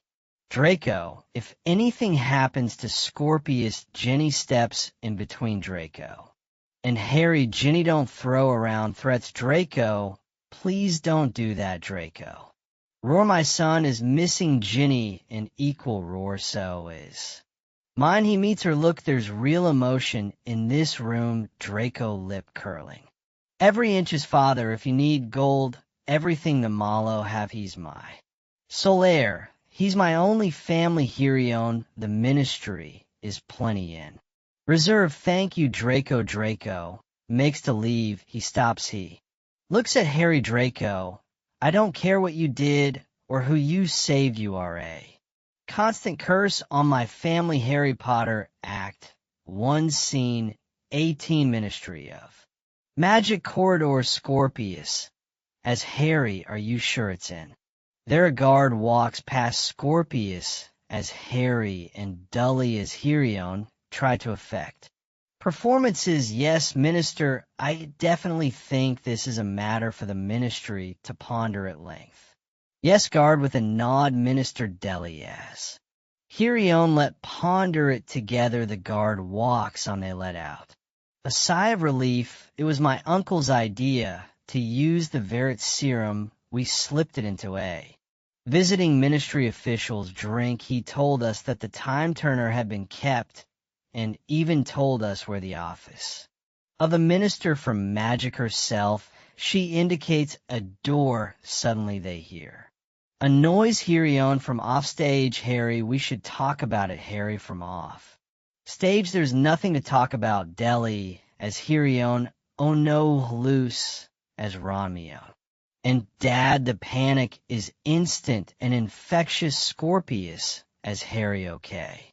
Hiding places, no hiding places. Anyone know any invisibility charms? Deli, as Hermione, do we go in her office? Albus, as Ron, she'll be coming in her office. Deli, as Hermione, there's nowhere else. She tries the door. She tries it again. Hirion, from offstage, if you don't talk to me or Ginny about it. Scorpius, as Harry stand back. Aloha Mora. He aims his wand at the door. The door swings open. He grins, delighted. Ooh, loose, block her. It has to be you, Harry, from offstage. What is there to say? Albus, as Ron me. Why, Deli, as Hirion, well, it can't be either of us. Can it we or them Hirion from off? Stage what you said was obviously wrong, but there are more factors at play here. Then Uhlus, says Ron, but I can't, there's a small kerfuffle, and then Uhlus. As Ron ends up standing outside the door as Hirion and Harry enter from. Offstage Harry Hirion, I'm grateful for your concern, but there's no need Hirion. Ron Uhlus, as Ron surprise Hirion, what are you doing here? Uhlus is Ron does a man need an excuse to see his wife. He kisses Hermione firmly. Harry, I should go Hirion. Harry, my point is whatever Draco says the things you. Said to Uhlus, I don't think it'll do any of us any good for you to dwell on it. Uhlus, as Ronno you're talking about how Harry said sometimes he wished he. Corrects himself Uhlus, weren't his son Hirion Ron Uhlus, as Ron better out. The end. That's what I say Hirion he'll know we all say stuff we. Don't mean he knows that Uhlus, says Ron, but what if sometimes we say stuff we do? Mean what then Hirion Ron now is not the time honestly Uhlus, as Ron of course. Isn't bye-bye darling Uhlus, as Ron watches her go, hopeful she'll walk past. Her office in a way, but of course she doesn't. He runs to block her before she enters through her door. He blocks her once, and then he blocks her again, swinging his hips to do so. Hirion, why? Are you blocking the entrance to my office, Uhlus? Is Run, I'm not blocking. Anything she again makes for the door, he blocks her again. Hirion, you are let me. Into my room, Ron Uhlus, as Ron, let's have another baby. Hirion tries to dodge past. Him Hirion what Uhlus, as Ron, or if not. Another baby a holiday. I want a baby or a holiday, and I'm going to insist on it. Shall we talk about it later, honey? She tries to get into the room one final time. He blocks her with a kiss. It develops into quite a struggle, maybe with a drink in a leaky cauldron love. You Hirion relenting, if there's another stink pellet in there, then Merlin won't help. You fine with you to update the muggles anyway. She exits, Harry exits with her. Albus's Ron turns towards the door. She re-enters this time, alone, a baby, or a holiday. Some days you are off the scale, you know, that Uhlus, as Ron, it's why you married me. Isn't it my puckish sense of fun? She exits again. He starts to open the door. But again she re-enters. He slams it closed. Hirion, I can taste fish, I told you to. Stay away from those fish finger sandwiches, Albus's Run, right you or she.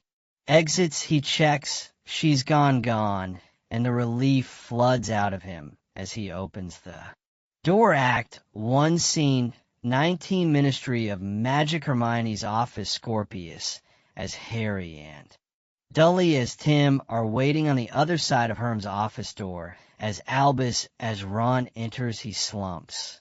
Exhausted Albus, as Ron, this is all too weird. Deli, as Hirion, you were. Impressive, good blocking action. Scorpius, as Harry, I don't know whether to high-five you or frown at you for kissing your aunt about 500 times. Uhlus, is Ron. Ron's an affectionate guy. I was trying to distract her. Scorpus, I did distract her. Scorpus, is Harry. And then there's what your dad said. Deli, is Hirion boys. She'll be back. We don't have long. Uhlus, as Run to Scorpius, as Harry, you heard. That Deli, as Hirion. Where would Hirion hide a time turner? She looks around the room and sees the bookcases. Search the bookcases. They start to search Scorpius. As Harry looks at his friend, concerned. Scorpius, as Harry, why didn't you tell me?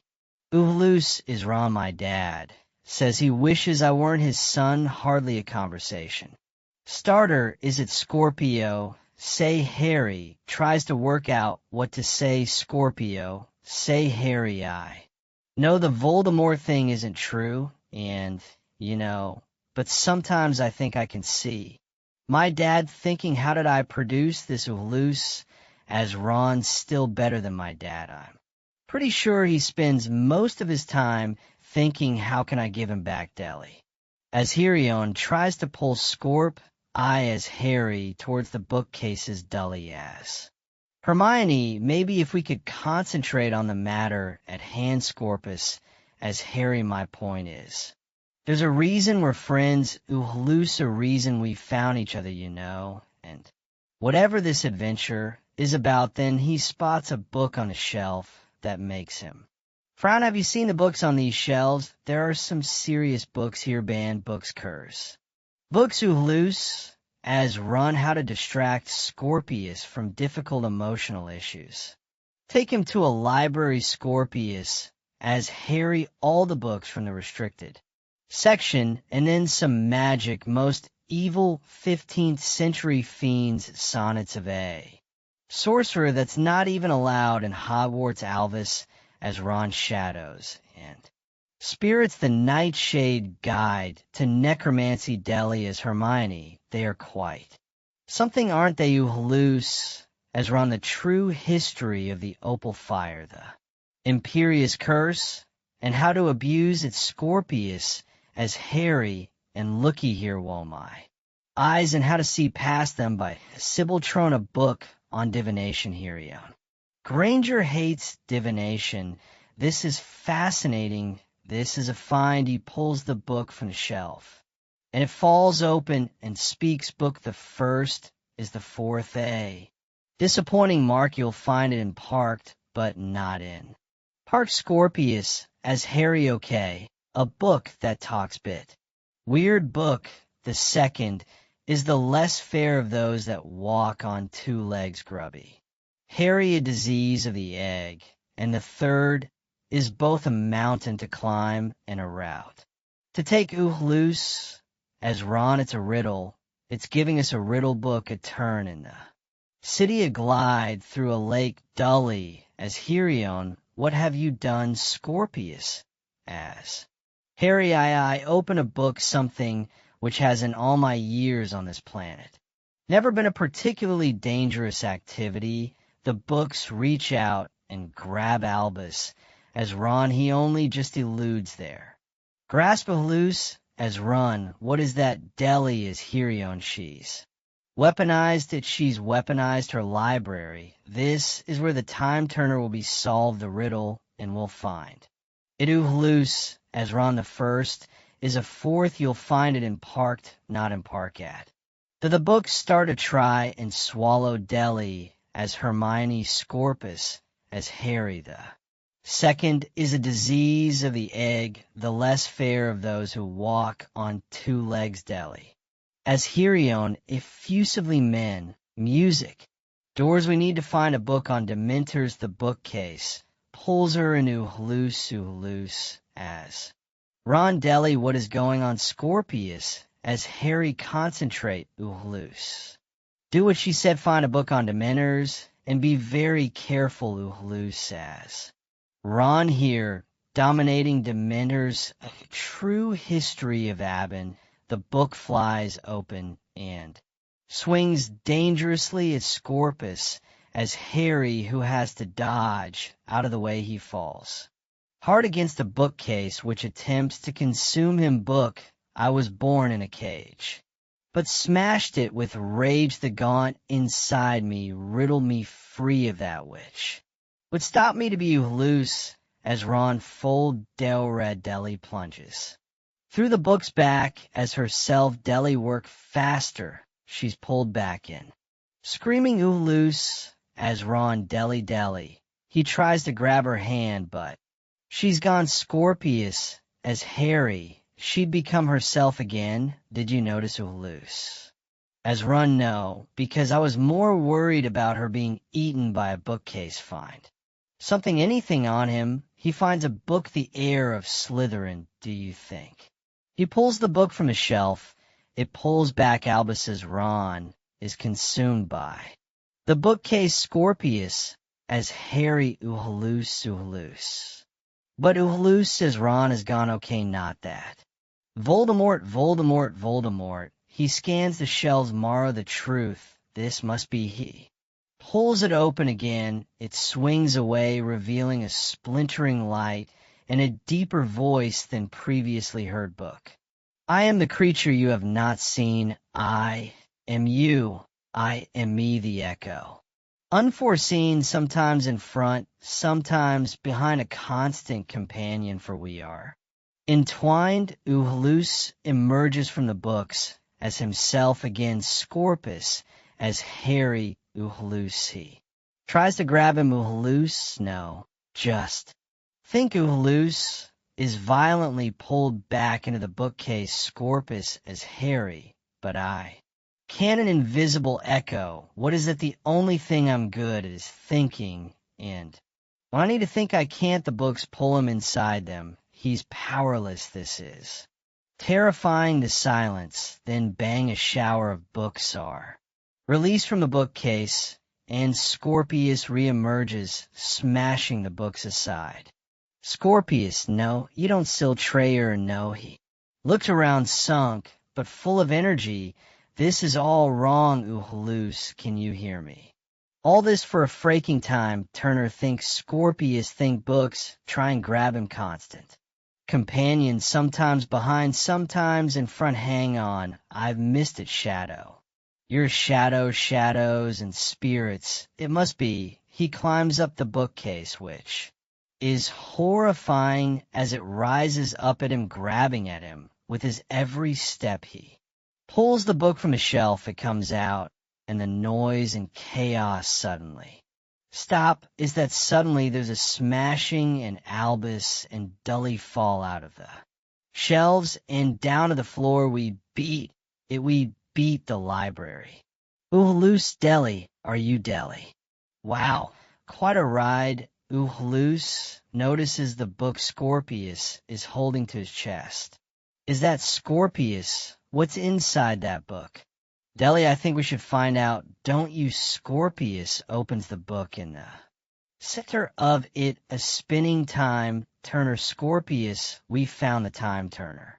I never thought we'd get this far, Albus, mate, now. We've got this, the next stop is saving Cedric. Our journey has only just begun, Scorpius, only just begun, and it's almost half killed us. Good, this is going to be good. Whispers rise to a roar, and we cut to Black Interval Part 1 Act 2 Act 2 Scene 1 Dream Privet Drive.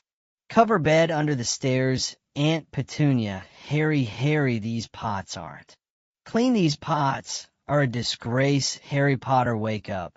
Young Harry wakes to see Aunt Petunia bearing down on him. Young Harry, Aunt Petunia, what time is it, Aunt Petunia? Time enough, you know, when we agreed to take you, and we hope we could improve you, build you, make you a decent human being.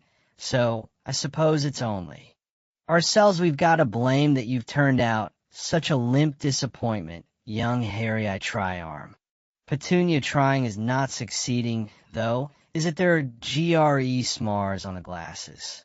There are scuff marks on the pots. Now get up and go to the kitchen and get scrubbing. He gets out of bed. There's a wet smear down the back of his trousers. Oh no, what have you done? You've wet the bed again. She pulls back the covers. This is very unacceptable. Young Harry, I'm sorry. I think I was having a nightmare, Aunt Petunia, you disgusting boy. Only animals wet themselves, animals, and disgusting little boys. Young Harry, it was about my mom and dad. I think I saw them. I think I saw them die. Aunt Petunia, and why would I have the slightest bit of interest in that? Young Harry, there was a man shouting a cav at something abra, and the noise of a snake hissing. I could hear my mom scream. Aunt Petunia takes a moment to reset herself down.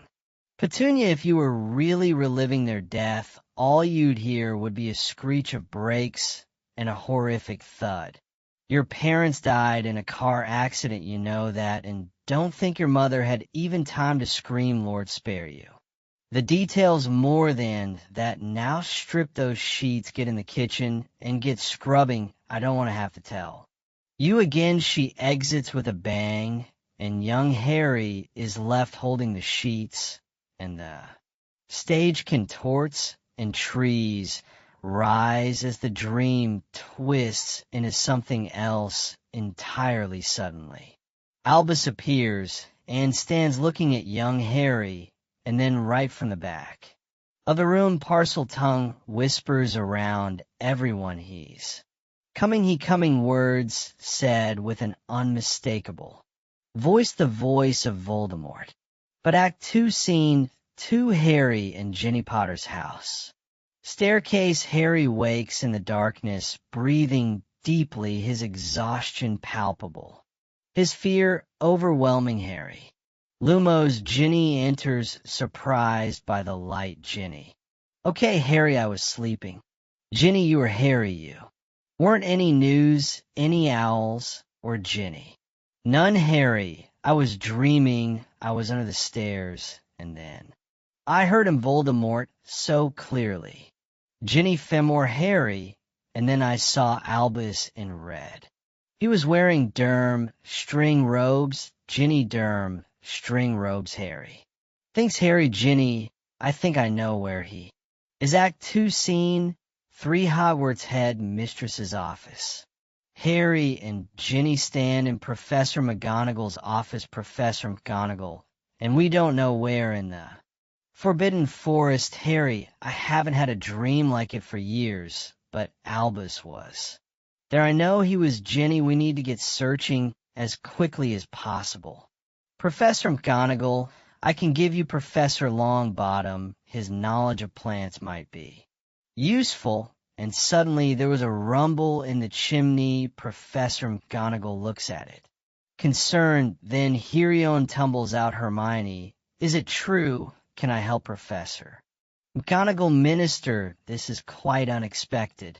Ginny, that may be my fault. I persuaded them to put out an emergency edition of the Daily Prophet asking for volunteers. Professor McGonagall, right, very sensible. I expect there will be quite a few. Ron bursts in, covered in soot, wearing a gravy-stained dinner napkin. Ron, have I missed anything? I couldn't work out which flew to travel to ended up in the kitchen. Somehow, Herion glares as he pulls the napkin off himself. What suddenly there was another rumble in the chimney, and Draco comes down hard, surrounded by cascading soot and dust. Everyone looks at him surprised. He stands and brushes the soot off himself. Draco, sorry about your flaw, manure. Professor McGonagall, I dare say it's my fault for owning a chimney. Harry, quite a surprise to see you. Draco, I thought you didn't believe in my dreams. Draco, I don't, but I do trust your luck. Harry Potter is always where the action is at, and I need my son back with me. And save Ginny, then let's get to the Forbidden Forest and find them.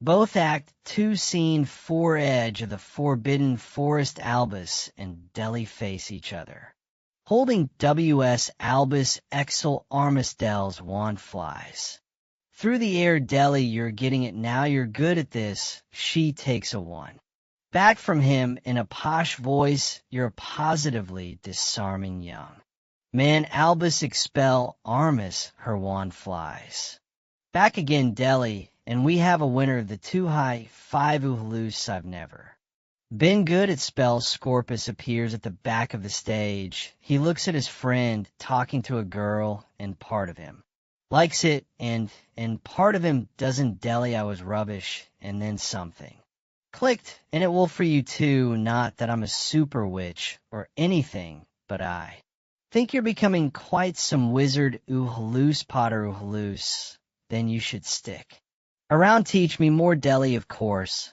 I'm sticking around. We're friends, aren't we, Uhaloose? Yes, definitely friends, definitely. Deli, great. Wiso Scorpius, what's Wiso Scorpius steps forward decisively. Uhaloose, crack the spell. I mean, it's pretty basic, but I cracked it Scorpius over enthusiastic trying to. Join in, and I find our way through to the school. Listen, are we sure this will work? Deli, yes, Uhloose, it's a brilliant plan, the secret too. Not getting Cedric killed is to stop him winning the Tri-Wizard tournament. If he doesn't win, he can't be killed Scorpius, and I understand that. But Uhloose, so we just need to mess up his chances supremely badly in task. The first task is getting a golden egg from A. Dragon, how did Cedric distract the dragon? Deli puts her hand into the air. Uhloose grins and points at her. These two are getting on really well now, Deli. By transfiguring a stone into a dog, Albus, well, a little expel Armus, and he won't be able to do that. Scorpius isn't enjoying the Deli Uhloose double act. Scorpius, okay, 2 points. First point, we're certain the dragon won't kill him. Deli, it's always 2 points with him, isn't it? Of course. It won't. This is Hogwarts. They won't let damage happen to any of the champion Scorpios. Okay, second point. More significant point, we're going back without any knowledge of whether we can travel back afterwards, which is exciting. Maybe we should just try going back an hour, say, first, and then Deli, I'm sorry, Scorpius. We've no time to waste waiting here this close to the school is just too dangerous. I'm sure they'll be looking for you in Uhloose. She's right, Deli. Now you're going to need to wear these. She pulls out 2 large paper bags. The boys pull out robes from them, Uhloose. But these are Durmstrang robes. Deli, my uncle's idea. If you're in Hogwarts, robes people will expect to know who you are. But there are 2 other schools competing at the Treesa tournament, and if you're in Durmstrang, robes, well, you can fade into the background, can't you? Uhloose, good thinking. Hang on, where are your robes, Deli? Uhloose, I'm flattered, but I don't think I can. Pretend to be a student, you all just keep in the background, and pretend to be, oh, maybe I could pretend to be a dragon.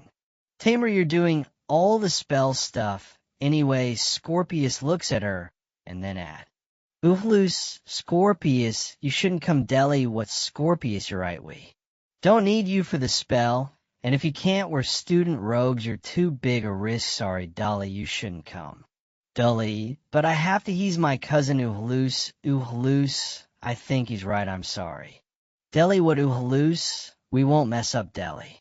But without me, you won't be able to work the time turner. Scorpius, you taught us how to use the time turner. Deli is really upset. Deli, no, I won't let you do this. Uhloose, you told your uncle to trust us. Now it's your turn. The school is close now. We should leave you here. Deli looks at them both and takes a deep breath. She nods to herself, and smiles. Deli, then go, but just know this: today you get an opportunity few are given. Today you get to change history, to change time itself, but more than all, that today you get the chance to give an old man his son back. She smiles. She looks at Uhloose. She leans down and gently kisses him on both cheeks. She walks away into the woodland.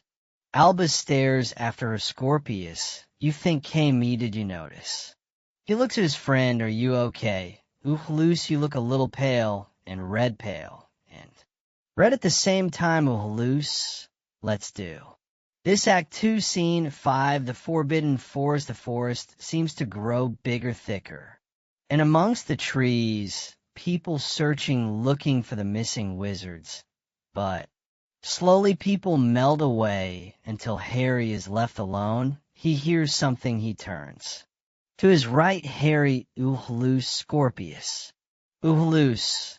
And then he hears the sound of hooves. Harry is startled. He looks around for where the noise is coming from. Suddenly Bane steps forward into the light. He is a magnificent center for Bane. Harry Potter. Harry, good, you still recognize me. Bane, you've grown older. Harry, I have Bane, but not wiser. For you trespass on our land. I've always respected the Centaurs. We are not enemies. You fought bravely at the Battle of Hogwarts, and I fought beside you. Bane, I did my part, but for my herd and our honor, not for you. And after the battle, the forest was deemed Centaur land, and if you're on our land without permission, then you are our enemy. Harry, my son, is missing. Bane, I need help finding him. Bane, and he is herein. Our forest. Harry, yes. Bane, then he is as stupid as you are. Harry, can you help me? Bane, there's a pause. Bane looks down at Harry imperiously. Bane, I can only tell you what I know, but I tell you not for your benefit, but for the benefit of my herd. The Centaurs do not need another war. Harry, neither do we. What do you know? Bane, I've seen your son Harry Potter. Seen him in the movements of the stars. Harry, you've seen him in the stars. Bane, I can't tell you where he is. I can't tell you how you'll find him. Harry, but you've seen something. You've divined something. Bane, there's a black cloud around your son, a dangerous black cloud. Harry, around Albus. Bane, a black cloud that may endanger us all. You'll find your son again. Harry Potter, but then you could lose him forever. He makes a sound like a horse's cry, and then makes hard away, leaving a bewildered Harry behind. Harry begins to search again now, with even more fervor. Harry Oohloose. Oohloose, Act 2, Scene 6, edge of the forbidden forest. Scorpius and Albus. Round a corner to be faced with a gap in the trees, a gap through which is visible a glorious light. Scorpios, and there it is. Oohloose, Hogwarts, never seen this view of it before. Scorpios still get a tingle, don't you, when you see it then revealed through the trees is Hogwarts, a splendid mass of bulbous buildings and towers. From the moment I first heard of it, I was desperate to go. I mean, Dad didn't much like it there, but even the way he described it from the age of 10, I checked the daily. If first thing every morning, certain some sort of tragedy would have befallen. It's certain I wouldn't get to go loose. And then you got there, and it turned out to be terrible after all. Scorpius, not for me. Oohloose looks at his friend shocked. All I ever wanted to do was go to Hogwarts and have a mate to get up to. Mayhem with just like Harry Potter, and I got his son. How crazily fortunate it is. That Oohloose, but I'm nothing like my dad. Scorpius, you're better. You are my best friend. Oohloose, and this is mayhem to the nth degree, which is great. Thumbs up, great. It's just I've got to say, I don't mind admitting I'm a tiny bit, just a tiny bit scared. Oohloose looks at Scorpius and smiles. Oohloose, you're my best friend too, and don't worry, I have a good feeling about this. We hear Ron's voice from off. He's clearly in close proximity. Run, Oohloose. Alus alus turnstowards, it's charadalus. But we got to go now. Oohloose takes the time turner from Scorpius. He presses down upon it, and the time turner begins to vibrate, and then explodes into a storm of movement. And with it the stage starts to transform. The two boys look at it, and there's a giant whoosh of light, a smash of noise, and time stops. And then it turns over, thinks a bit, and begins spooling backward slow at first, and then it speeds up. Act 2, Scene 7, Tri-Wizard Tournament. Edge of the Forbidden Forest, 1994. Suddenly everything is a riot of noise as a crowd consumes Albus and Scorpius. And suddenly the greatest showman on earth, his words not ours, is on stage, using Sonos to amplify his voice, and while he's having a ball, Ludo Bagman. Ladies and gentlemen, boys and girls, I give you the greatest, the fabulous, the one and the only Tri-Wizard Tournament. There's a loud cheer. If you're from Hogwarts, give me a Cheer, there's a loud cheer if you're from Durmstrang. Give me a cheer, there's a loud cheer. And if you're from Beaubaton, give me a cheer, there's a slightly limp. Cheer, slightly less enthusiastic from the French, they're Scorpius. Smiling, this has worked, that's Ludo Bagman Ludo. Bagman, and they are ladies and gentlemen, boys and girls I present to. You the reason why we're all here, the champions repres, presenting Doomstring, what eyebrows, what a gait, what a boy. There's nothing he won't try on a broomstick, it's Victor Crazy. Crumb, Scorpius, and Uhloose, who are really getting into playing the DMSDR strong students. Now, go Crazy Crumb, go. Crazy Crumb Ludo Bagman from the Beaubaton Academy, Zuditz FL Doer. There's some polite applause, and from Hogwarts not one, but two students he. Makes us all go weaky at the easy, he's Cedric Delicious. Diggory the crowd go wild, and then the other you know as the boy who lived, I know him as the boy who keeps surprising us all loose, that's my Dad Ludo Bagman, yes it's Harry Plucky. Potter, there's cheering particularly from a nervous-looking girl at the edge of the crowd. This is young Hirion. Played by the same actress as plays Rose, it is noticeable that the cheering for Harry is slightly less than that for Cedric. And now, silence please, all the first time ass retrieving A. Golden egg from a nest of ladies and gentlemen boys. And girls, I give you dragons and guide in the dragons Charlie Weasley, there are more cheers young. Hirion, if you're going to stand so close-eyed, rather you didn't breathe on me. Quite so much Scorpios, Rose, what are you doing here, young Hirion, who's Rose, and what's happened to your accent, loose? With a bad accent, sorry, Heroni he's got. You mixed up with someone else, young Hirion. How do you know my name, Ludo? Bagman man, with no time to lose, let's bring out our first champion facing A. Swedish short snout, I give you Cedric Diggory, a dragon roar distracts young. Hirion and Albus readies his wand, and Cedric Dig has entered the stage, and he seems ready scared, but ready he dodges this way. He dodges that the girls swoon. As he dives for cover, they cry, as one don't damage our Diggory, mister. Dragon Scorpius looks, concerned Scorpius, loose something is going wrong the time. Turner at staking a ticking begins, an incessant, dangerous ticking it's coming. From the time Turner Ludo Bagman and Cedric skirts left, and he dives right. And he readies his wand. What is this young, brave, handsome man got up his sevies now, loose, extending his wand expel. Armus Cedric's wand is summoned to Albus's hand Ludo Bagman, but no what's. Is it dark magic, or is it something else entirely Cedric Diggory is? Disarm Scorpius, loose. I think the time turner something is wrong the time turners. Ticking gets louder, still Ludo Bagman, and it's all going wrong for Diggers.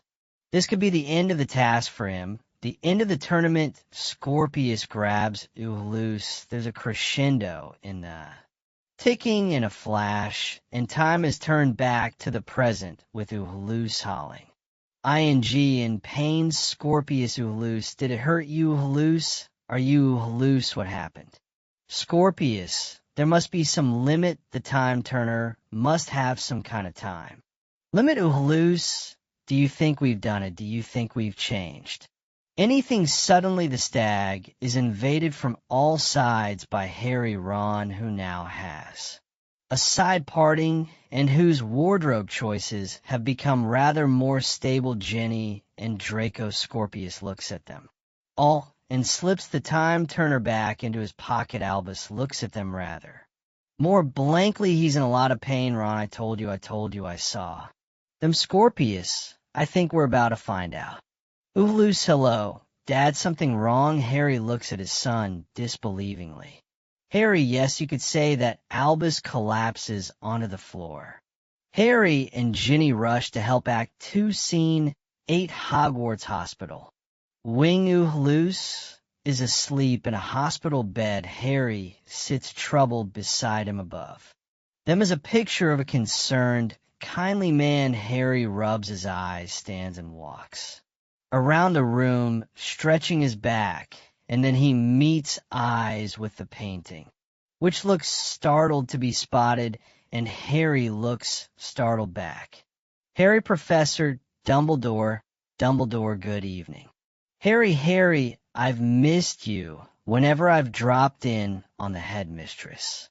Lately your frame's been empty, Dumbledore. Oh, well, I do like to pop into my other portraits now. And then he looks at Loose. Will he be all right, Harry? He's been out for 24 hours, mostly in order so Madame Pomfrey could reset his arm. She said it was the strangest thing. It's like it was broken 20 years ago and allowed to set in the most contract of directions. She says he'll be fine, Dumbledore. A difficult thing, I imagine. To watch your child in pain. Harry looks up at Dumbledore and then down at Loose. Harry, I've never asked how you felt about me naming him after you have I. Dumbledore, candidly, Harry, it seemed a great weight to place upon the poor boy. Harry, I need your help, I need your advice. Bane says Loose is in danger. How do I protect my son? Dumbledore, you ask me of all people how to protect a boy in terrible danger. We cannot protect the young from harm. Pain must and will come, Harry, so I'm supposed to stand and watch. Dumbledore, no, you're supposed to teach him how to meet life. Harry, how you won't listen, Dumbledore. Perhaps he's waiting for you to see him clearly. Harry frowns as he tries to digest this with sensitivity. It is a portrait's curse and blessing, too. Hear things at the school, at the ministry. I hear people talking, Harry, and what is the gossip about me and my son? Dumbledore, not gossip, concern that you two are struggling, that he's difficult, that he is angry with you. I have formed the impression that perhaps you are blinded by your love for him. Harry, blinded. Dumbledore, you must see him as he is. Harry, you must look for what's wounding him. Harry, haven't I seen him as he is? What's wounding my son, he thinks, or is it who's wounding my son? Loose mumbles in his sleep. Dad, Harry, this black cloud, it's someone. Isn't it not something, Dumbledore? Really, what does my opinion matter anymore? I am paint and memory. Harry, paint and memory, and I never had a son, Harry, but I need your advice. Albus, Dad. Harry looked at Loose and then back at Dumbledore. But Dumbledore is gone. Harry, no, where have you gone now? Loose, we're in the hospital wing. Harry turns his attention back to Loose. Harry, this combobulated, yes, and you will be fine for recuperation. Madame Pomfrey wasn't sure what to prescribe and said you should probably eat lots of chocolate. Actually, do you mind if I have some? I've got something to tell you, and I don't think you'll like it. Loose looks at his dad. What does he have to say? He decides not to engage. Loose, okay. I think Harry takes some chocolate. He eats a big chunk. Loose looks at his dad, confused. Better, Harry, much. He holds out the chocolate to his son. Loose takes a piece. Father and son much together the arm. How does it feel? Loose flexes his arm. Loose, it feels great. Harry, soft. Where did you go, Loose? I can't tell you what it did to us. Your mom was worried, sick. Loose looks up. He is a great liar. Loose, we decided we didn't want to come to school. We thought we could start again in the Muggle world. We discovered we were wrong. We were coming back to Hogwarts when you found us. Harry in Durmstrang robes, Albus the robes were the whole thing, Scorpus and I. We didn't think, Harry, and why did you run? Because of me, because of what I said, loose, I don't know Hogwarts isn't. Actually that pleasant a place when you don't fit in Harry and did Scorpus. Encourage you to go, loose, Scorpius no. Harry looks at loose, trying to see almost an aura around him, thinking deeply. Harry, I need you to stay away from Scorpio Malfoy. Loose, what's Scorpius Harry? I don't know how you became friends in the first place, but you did, and now I need you to loose my best friend, my only friend Harry. He's dangerous, loose, Scorpus dangerous. Have you met him, Dad, if you honestly think he's the son of Voldemort, Harry? I don't know what he is, I just know you. Need to stay away from him, Bane. Told me Albus, whose Bane Harry is Centaur with profound divination skill. He said there's a black cloud around you, and loose, a black cloud Harry and I have. Very good reason to believe that dark magic is in a resurgence, and I need to keep you safe from it, safe from him, safe. From Scorpius Albus hesitates a moment, and then his face strengthens Albus, and if I won't stay away from him, Harry looks at his son. Thinking quickly, Harry, there's a map, it used to be used. For those wanting to get up to no good now, we're going to use it to keep a permanent eye on you, Professor. McGonagall will watch your every movement anytime you are seen together. She'll come flying anytime you attempt to leave. Hogwarts, she'll fly. I expect you to go to your lessons, none of which you will. Now share with Scorpus, and between times you will stay in the Gryffindor Common. Room loose, you can't make me go into Gryffindor, I'm. Slithering Harry, don't play games. Eluz, you know what house you are if she finds you with Scorpius. I will fix you with a spell which will allow me eyes and ears into your every movement, your every conversation. In the meantime, investigations will begin in my department as to his true heritage. Luz starting to cry, but Dad, you can't. That's just not Harry. I thought for a long time I wasn't a good enough dad for you because you didn't like me. It's only now I realize that I don't need you to like me. I need you to obey me because I'm your dad and I do know better. I'm sorry. Loose, it has to be this way. Act 2, Scene 9, Hogwarts staircases. Loose pursues Harry across the stage. Loose, what if I run? I'll run, Harry. Loose, get back in bed. Loose, I'll run away again. Harry, no you won't. Loose, I will in this. Tom will make sure Ron can't find us. Ron do, I hear. My name Ron enters on A staircase, his side parting now, super aggressive his robes, just a little bit. Too short his clothes, now spectacularly stayed. Loose, Uncle Ron thanked Dumbledore. If ever we needed one of your jokes, it's now. Ron frowns. Confused Ron jokes? I don't know any jokes. Loose, of course you do, you run a joke shop. Ron now supremely confused. A joke shop. Well now, anyway I'm. Please, I caught you. I was going to bring some sweets for a serviette. Well, soon. But actually, Padma, she thinks about things a lot more deeply than I do. And she thought it'd be nicer for you to get something useful for school. So we got you a set of quills. Yes, look. At these bad boys, top of the range Albus, whose Padma Harry frowns at Albus Harry. Your Aunt Loose, I have an Aunt Padma Ron. To Harry tacking a confundus charm to the head has he to loose my wife Padma you. Remember talk slightly too, close to your face, smells a bit minty leans in Padma. Mother of Ponju to Harry, that's why I'm here of course Ponju, he's in trouble.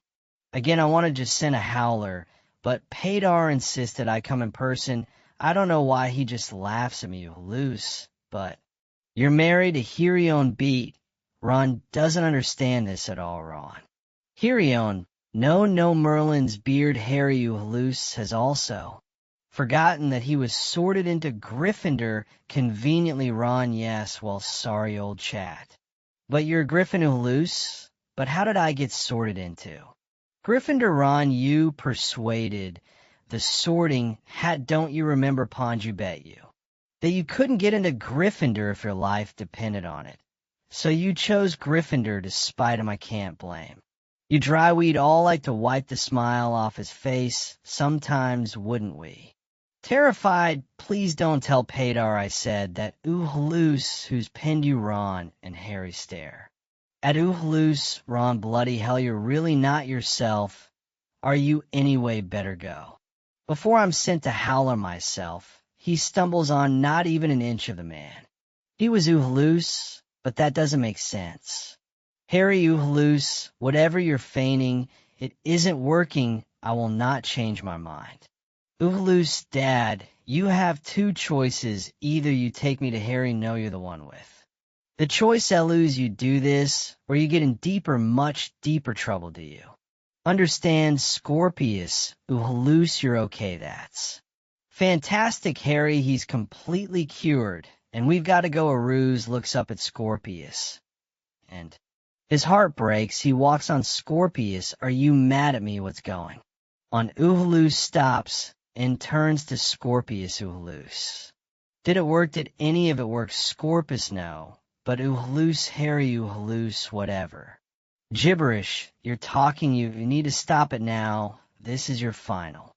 Warning. Oohaloos looks torn between his dad and his friend. Oohaloos, I can't, okay.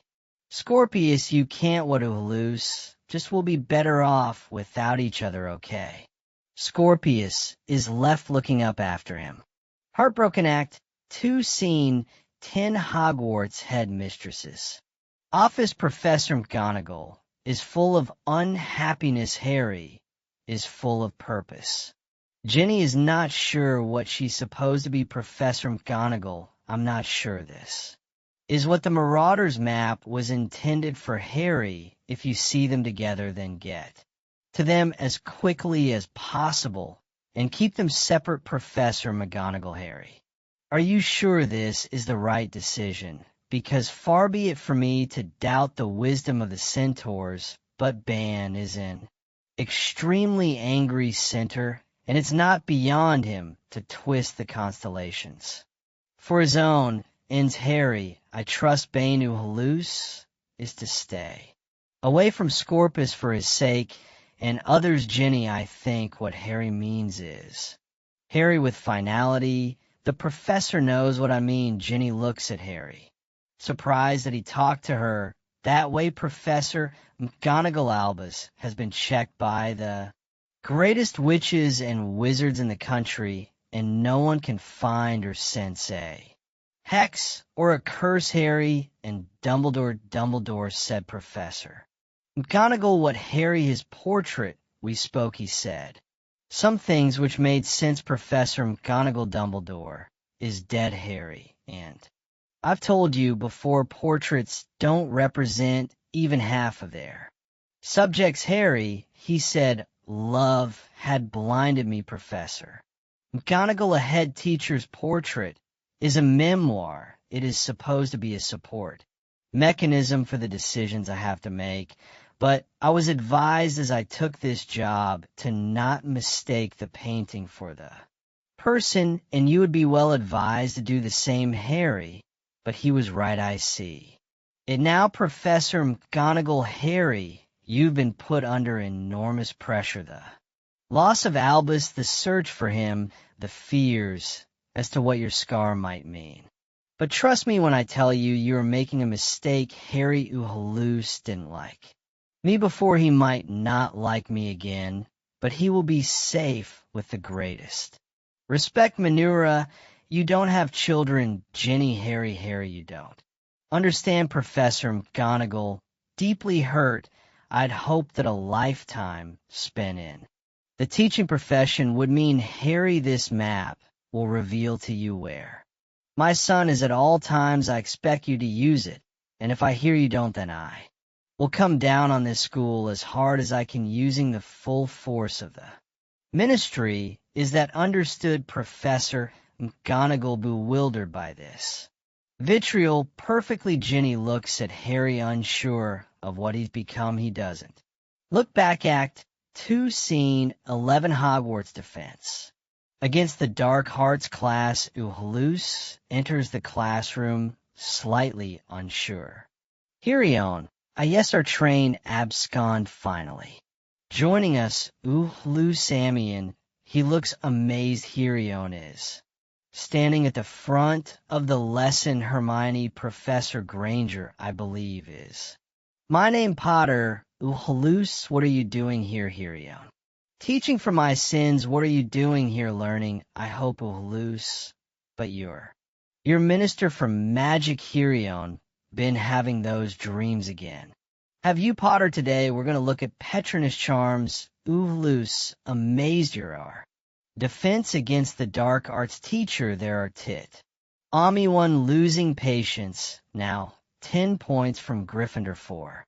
Stupidity Polly Chapman, standing full of affront. No, he's doing it deliberately. He hates Gryffindor, and everyone knows it. Hirion, sit down, Polly Chapman before. This gets even worse. Polly sigh, and then sits, and I suggest you join her, Uhulus. And in this charade, Uhulus, but you're not this mean one, and that's 20 points from Gryffindor to assure Uhulus Potter that I am this mean, Yin Fredericks, if you don't sit down. Right now, Uhulus, sits Uhulus, can I just? Say Hirion, no, you can't just keep quiet, Potter, otherwise you'll lose what? Limited popularity you already have now. Who can tell me what a Patronus is? No. When you really are a most disappointing bunch, Amian smiles a thin smile. She really is quite mean. Uhulus, no this is. Stupid, where's Rose? She'll tell you that you're being ridiculous, one who's. Rose, your invisible friend. Uhulus, Rose Granger, Weasley, your daughter, he. Realizes, of course, because you and Ron aren't married. Rose, there's giggling. Hirion, how dare you? 50 points from Gryffindor, and I assure you, if anyone interrupts me again, it'll be 100 points. She stares around the room. No one moves. A muscle good Patronus is a magical charm, a projection of all your most positive feelings, and takes the shape of the animal with whom you share the deepest affinity. It is a gift of light. If you can conjure a Patronus, you can protect yourself against the world witch. In some of our cases, seems like a necessity sooner rather than later. Act 2, Scene 12 Hogwarts Staircases. Uhulus walks up a staircase. Looking around, as he does, he doesn't see anything. He exits the staircases, move in. Almost a Dan Scorpus enters behind him. He thinks he's seen Albus. He realizes he isn't there. He slumps down to the floor as the staircase sweeps around Madame. Hooch enters and walks up the staircase at the top. She gestures for Scorpius too. Movie does and slopes off his abject loneliness. Clear. Albus enters and walks up one staircase. Scorpius enters and walks up another. The staircases meet. The two boys look at each other, lost and hopeful all at once, and then Albus looks away, and the moment is broken, and with it possibly the friendship. And now the staircases part. The two look at each other, one full of guilt, the other full of pain, both full of unhappiness. Act 2, Scene 13 Harry and Ginny Potter's house. Kitchen. Ginny and Harry watch each other wearily. There's an argument due, and both of them know it. Harry, this is the right decision. Ginny, you almost sound convinced. Harry, you told me to be honest with him, but actually I needed to be honest with myself. Trust what my heart was telling me. Ginny, Harry, you have one of the greatest hearts of any wizard who ever lived, and I do not believe your heart told you to do this. They hear a knock on the door. Saved by the door, she exits. After a moment, Draco enters, consumed by anger, but hiding it well. Draco, I can't stay long, I won't. Need long, Harry, how can I help? Draco, I'm not here to antagonize you, but my son is in tears, and I am his father. And so, I am here to ask why you would keep apart two good friend Hurry. I'm not keeping them apart. Draco, you've changed school Tim, Taze you've threatened both teachers, and Uhalus. Himself, why Harry looks at Draco carefully, and then turns away. Harry, I have to protect my son Draco from. Scorpius Harry Bane told me he sensed the darkness around my son near my son. Draco, what are you implying? Potter Harry turns and looks Draco dead. In the eye, Harry, are you sure? Are you really sure he's yours? Draco, there's a deadly silence. Draco, you take that back right now. But Harry doesn't take it back, so Draco takes his wand out. Harry, you do not want to do this, Draco. Yes, I do, Harry, I don't. Want to hurt you, Draco. Draco, how interesting, because I do want to hurt. You the two square up and then release their ones Draco and Harry expel. Armus, their ones repel and then break apart Draco. Incarcerous Harry dodges a blast from Draco's wand. Harry, Tarrant Tober Draco. Throws himself out of the way. Harry, you've been practicing Draco.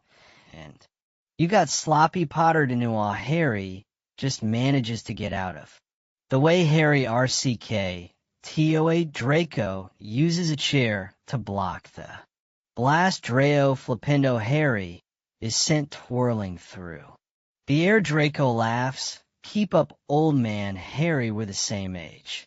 Draco, I wear it better, Harry. Brachia Bindo Draco is bound tightly. Draco, that. Really the best you got him on par. Draco releases his own binds levy. Corpus Harry has thrown himself out of the way. Mob Corpus out. This is too much. Fun. Draco bounces Harry up and down on the table, and then, as Harry rolls away, Draco jumps onto the table. He readies his wand, but as he does, Harry hits him with a spell. Harry Obscuro Draco releases himself from his blindfold. As soon as it hits the two square up, Harry throws a chair. Draco ducks underneath it and slows the chair with his wand. Ginny, I only left this room 3 minutes ago. She looks at the mess of the kitchen. She looks at the chairs suspended in the air. She signals them back to the floor with her wand. Drier than dry, what did I miss? Act 2, Scene 14, Hogwarts staircases. Scorpius walks unhappily down a staircase. Deli scurries in from the other side. Deli, so technically I shouldn't be here. Scorpius Deli. In fact, technically I'm endangering our entire operation, which is not well. I'm not a natural risk taker. As you know, I've never been to Hogwarts. Pretty lax security here, isn't there? And so many portraits and corridors and ghosts. This half-headless, strange-looking ghost told me where I could find you. Can you believe that, Scorpius? You've never been to Hogwarts Deli. I was unwell as a child for a few years. Other people gotta go. I did not. Scorpius, you were too. Well, I'm sorry, I didn't know that. Deli, I don't advertise the fact I prefer not to be seen as a tragic case. You know this registers with Scorpius. He looks up too. Say something, but Deli suddenly ducks from view as a student walks past. Scorpius tries to look casual until the student passes. Have they gone? Scorpius Deli, maybe it is too dangerous for you to be here. Deli, well, someone's got to do something about this. Scorpius Deli, none of it work time. Turning, we failed. Deli, I know Albus told me the history. Books changed, but not enough. Cedric still died, in fact failing the first task only made him more determined to win the second. Scorpius and Ron and her have gone completely skewed. WHFF, and I still haven't figured out why. Deli, and that's why Cedric has to wait. It's all become quite confused, and you're entirely right to be. Keeping hold of the time turner Scorpius, but what I meant was someone's got to do something about the two of you Scorpius. Oh, Deli, your best friends. Every owl he sends I can feel your absences. Destroyed by its Scorpius, sounds like he's found a shoulder to cry on how many. Owls as he sent you, now, Deli smiles softly sorry that I didn't mean I just. Don't understand what's going on. I've tried to see him, talk to him, but every time I do, he runs off. Deli, you know I didn't have a best friend when I was your age. I wanted one desper when I was younger. I even invented one. But Scorpius, I had one of those too, called Flurry. We fell out over the correct rules of gobstones. Deli, you halluce. Needs you Scorpius, that's a wonderful thing. Scorpius, he need me to do what, Deli? That's the thing, isn't it, about friendships? You don't know what he needs, you only know he needs it. Find him. Scorpius, you belong together. Act 2, Scene 15. Harry and Ginny Potter's house, kitchen. Harry and Draco sit far apart. Ginny stands between them. Draco, sorry about your kitchen. Ginny, oh, it's not my kitchen. Harry does most of the cooking. Draco, I can't talk to him either. Scorpius, especially since Astoria has gone. I can't even talk about how losing her has affected him as hard as I try. I can't reach him. You can't talk to Halluce. I can't talk to Scorpius. That's what this is about, not about my son being evil. Because as much as you might take the word of a haste centaur, you know the power of friendship. Harry, Draco, whatever you may think. Draco, I always envied you them. You know, Weasley and Granger. I had Ginny Crab and Goyle. Draco, two lunks who wouldn't know one end of a broomstick from another. You the three of you, Sean, you know you liked each other. You had fun. I envied you. Those friendships more than anything else. Ginny, I envied them too. Harry looks at Ginny, surprised. Harry, I need to protect him. Draco, my father thought he was protecting me most of the time. I think you have to make a choice at a certain point of the man you want to be, and I tell you that at that time you need a parent or a friend, and if you've learned to hate your parent by then, and you have no friends and you're all alone, and being alone, that's so hard. I was alone, and it sent me to a truly dark place. For a long time Tom Riddle was also a lonely child. You may not understand that, Harry, but I do, and I think Ginny does. To Ginny, he's right. Draco, Tom Riddle didn't emerge from his dark place, and so Tom Riddle became Lord Voldemort. Maybe the black cloud Bane saw was Albus's loneliness, his pain, his hatred. Don't lose the boy, you'll regret it. And so will he, because he needs you. And Scorpius, whether or not he now knows it. Harry looks at Draco. He thinks he opens his mouth to speak. He thinks, Ginny, Harry, will you get the flu powder? Or shall I? Harry looks up at his wife. Act 2, Scene 16, Hogwarts Library. Scorpius arrives in a library. He looks left and right, and then he sees Albus. And Albus sees him. Scorpius, hi. Albus, Scorpius, I can't. Scorpius, I know you're in Gryffindor now. You don't want to see me now, but here I am anyway talking to you. Uvulus, well, I can't talk so. Scorpius, you have to. You think you can. Just ignore everything that's happened. The world has gone crazy. Have you noticed? Uvulus, I know. Okay, Ron's gone. Strange, Harry is a professor. It's all wrong. But Scorpius and Rose doesn't exist. Uvulus, I know. Look, I don't understand everything, but you can't be. Here's Scorpius, because of what we did. Rose wasn't even born. Do you remember being told about the Tri-Wizard Tournament? You ball. Gentlemen, we don't have a winner, but we certainly have a loser. Cedric Diggory is turning into a balloon, and this balloon wants to fly. Ladies and gentlemen, fly out of the task and out of the tournament. and oh my, it gets wilder still around. Cedric fireworks blow, declaiming Ron loves her May, and the crowd love that. Oh, ladies and gentlemen, the look on Cedric's face, it's quite some picture. It's quite some sight. It's quite some tragedy. This is a humiliation, there's no other word for it, and Alba smiles widely and high-fives Scorpius in the water, and Ulus points up, and Scorpius nods, and they start to swim ever upward. And as Cedric ascends, people start to laugh, and everything changes the world. Becomes darker the world, becomes almost black in fact.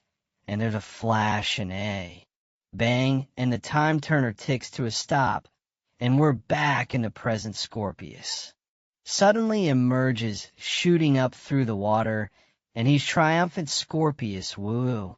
He looks around surprised. Where's Ulus? He puts his arms into the air, we did it. He waits another beat. Ulus still doesn't emerge. Scorpius treads water, he thinks, and then he ducks. Back into the water, he emerges back up again. Now, thoroughly panicked, he looks. Around alus. And there's a whisper in parcel tongue which travels fast around the audience. He's coming. Applause, coming Dolores. Umbridge, Scorpius, Malfoy, get out of the lake, right now, she. Pulls him out of the water, Scorpius, miss. I need your help, please. Miss Dolor Umbridge, miss. I'm Professor Umbridge, the head mistress of your school. I'm no Miss Scorpius, you're the head mistress. But I, Dolores Umbridge, I am the head mistress.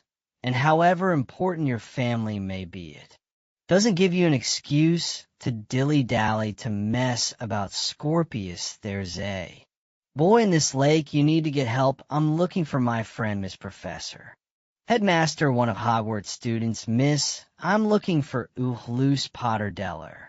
Umbridge Potter, Albert Potter. There's no such student. In fact, there hasn't been a Potter at Hogwarts for years. And that boy didn't turn out so well. Not so much rest in peace, Harry Potter, more rest in perpetual despair, total troublemaker, Scorpius Harry Potters. Dead suddenly from around the auditorium, the feel of a breath of the wind some. Black robes arise around people, black robes that become black shapes that become durs, flying durs through the auditorium. These black, deadly shapes. These black, deadly forces, they're everything to be feared, and they suck. The spirit from the room, the wind, continues, this is hell, and then right. From the back of the room, and whispering around everyone words said with an unmistakable voice, the voice of music. Voldemort. Harry's dream has come to life. Dolores Umbridge, have you swallowed something funny and there become a mud blood without any of us noticing? Harry Potter died over 20 years ago as part of that failed coup on the school. He was one of those Dumbledore terrorists we bravely overthrew at the Battle of Hogwarts. Now, come along, I don't know what game you're playing, but you're upsetting the Dementors and entirely ruining Voldemort Day and the parcel. Tongue whispers grow louder and louder, grow monstrously loud, and giant banners, with snake symbols upon them, descend over the stage. Scorpius fold them all day. We cut to black and apart. 1 Part 2, Part 2 Act. 3 Act 3 Scene 1 Hogwarts head mistress's office. Scorpius enters the office of Dolores Umbridge. He is dressed in darker, blacker robes. He has a pensive look on his face. He remains coiled and alert. There is Umbridge. Scorpius, thank you so much for coming to see me. Scorpius head mistress Deller Umbridge. Scorpius, I've thought for a long time that you have head boy potential as you. No pure-blooded, a natural leader wonderfully athletic Scorpius athletic. Dolores Umbridge, no need to be modest Scorpius I've seen on the Quidditch. Pitch there's rarely a snitch you don't catch. You are a highly valued student, valued by the faculty, valued especially. By me, I've positively glowed about you in dispatches to the Oriar work. Together flushing out the more Dante students has made this school a safer. Pure place Scorpius has it there is the sound of a scream from. Offstage Scorpius turns towards it, but he misses the thought he must, and he will control himself. Dolores Umbridge, but in the 3 days since I found you. In the lake on Voldemort Day, you've become odder and odder in particular. This sudden obsession with Harry Potter Scorpius, I don't Deller Umbridge. Questioning everyone you can about the Battle of Hogwarts, how Potter died, why Potter died, and this ludicrous fascination with Cedric Diggory Scorpius. We've checked you for hexes and curses. There are none we can see, so I'm asking if there's anything I can do to restore you to what you were, Scorpius. No, consider me restored. Temporary aberration, that's all Dolores Umbridge, so we can continue our work.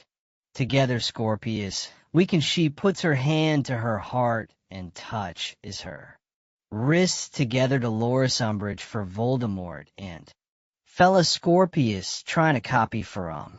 Yes, Act 3, Scene 2, Hogwarts grounds. Carl Jenkins, hey, Scorpion King Scorpius is high-fived. It's painful. He takes it yin, Fredericks, we're still on right. Tomorrow night, K.L. Jenkins, because we are ready to spill some proper mudblood. Guts Polly Chapman, Scorpio Polly Chapman, is standing on the stairs. Scorpius turns towards her, surprised to hear her say his name. Scorpius Polly Chapman, shall we cut to it? I know everyone is waiting to know who you're going to ask, because you know you need to ask someone, and I've been asked by 3 people already, and I know I'm not alone in refusing them all in case you know you were going to ask. Me Scorpius, right, Polly Chapman, which would be great if you were interested, which rumor is you are and I. Just want to make clear at this moment that I am also interested, and that isn't a rumor. That's a fact, Scorpius. That's great, but what are we talking about? Polly Chapman, the blood ball of course, who you, the Scorpion King, are taken to the blood ball. Scorpius, you Polly Chapman want me to take you to a ball. There's the sound of screaming behind him. What is that screaming? Polly Chapman, my blood's of course in the dungeons. Your idea, wasn't it? What's going on with you, O Potter? I've got blood on my shoes again. She bends and carefully cleans the blood off her shoes like the Ori insists. The future is ours to make, so here I am making a future with you for Voldemort. And Valor Scorpius for Voldemort it. As Polly walks on, Scorpius looks agonized after her. What is this world? And what is he within it? Act 3, Scene 3, Ministry of Magic, Office of the Head of Magical Law Enforcement Draco is impressive in a way we haven't seen. He has the smell of power about him. Flying down either side of the room are augury flags with the bird emblazoned in a fascistic manner. Draco, you are late. Scorpius, this is your office. Draco, you are late. And unapologetic, maybe you are determined to compound the problem. Scorpius, your head of magical law enforcement. Draco, how dare you embarrass me and keep me waiting and then not apologize for it. Scorpius, sorry, Draco, sir. Scorpius, sorry, Sir Draco. I did not bring you up to be sloppy. Scorpius, I did not bring you up to humiliate me at Hogwarts. Scorpius, humiliate you, sir. Draco, Harry Potter, asking questions about Harry Potter of all this embarrassing things. How dare you disgrace the Malloy name? Scorpius, oh no, are you responsible? No. No, you can't be Draco Scorpius, the Daily Prophet. Today, 3 wizards blowing up bridges to see how many muggles they can kill with one blast is that you Draco be very careful, Scorpius, the mud-blood death camps, the torture, the burning alive of those that oppose him. How much of that is you mom always told me that you were a better man than I could see, but this is what you really are, isn't it, eh? Murderer, a torturer, like Draco, rises up and pulls Scorpius hard onto the table. The violence is surprising and deadly. Draco, do not use her name in vain. Scorpius, do not score points that way. She deserves better than that. Scorpius says nothing. Horrified and scared, Draco reads this. He lets go of Scorpius's head. He doesn't like hurting his son, and know those idiots blasting muggles. That's not my doing, though. It'll be me, the augury asks, to bribe the muggle prime minister with gold. Did your mother really say that of me, Scorpius? She said that grandfather didn't like her very much, opposed the match, thought she was too muggle-loving, too weak, but the you defied him for her. She said it was the bravest thing she'd ever seen. Draco, she made being brave very easy, your mother. Scorpius, but that was another you. He looks at his dad, who looks back with a frown. I've done bad things, you've done worse. What have we become, Dad? Draco, we haven't become anything. We simply are as we are. Scorpius, the Mallow, the family you can always rely on to make the world a murkier place. This hits home with Draco. He looks carefully at Scorpius. Draco, this business at the school, what inspired it? Scorpius, I don't want to be who I am. Draco, and what's brought that on? Scorpius desperately thinks for a way of describing his story. Scorpius, I've seen myself in a different way. Draco, you know what I loved most about your mother? She could always help me find light in the darkness. She made the world my world anyway. Less, what was the word you used? Murky. Scorpius, did she? Draco studies is his son. Draco, there's more of her in there than I thought. Beat. He looks at Scorpio carefully. Whatever you're doing, do it safely. I can't lose you. To Scorpius, yes, Sir. Draco looks at his son one last time, trying to understand his head. Draco, for Voldemort and Valor. Scorp looks at him and backs out of the room. Scorpius, for Voldemort and Valor. Act 3, Scene 4, Hogwarts Library. Scorpius enters the library and starts to desperately look through books. He finds a history book. Scorpius, how did Cedric become a Death Eater? What have I missed? Find me some light in the darkness. Craig Baylor Jr., why you here? Scorpius turns to look at a rather desperate-looking Craig, his clothes tattered and worn. Scorpius, why can't I be here? Craig Balkier Jr., it's not ready yet. I'm working as fast as I can. But Professor Snape said so much of it, and writing the essay in 2 different ways. I'm not complaining. Sorry, Scorpio. Start again from the beginning. What, not ready? Craig Baylor Jr., potions homework.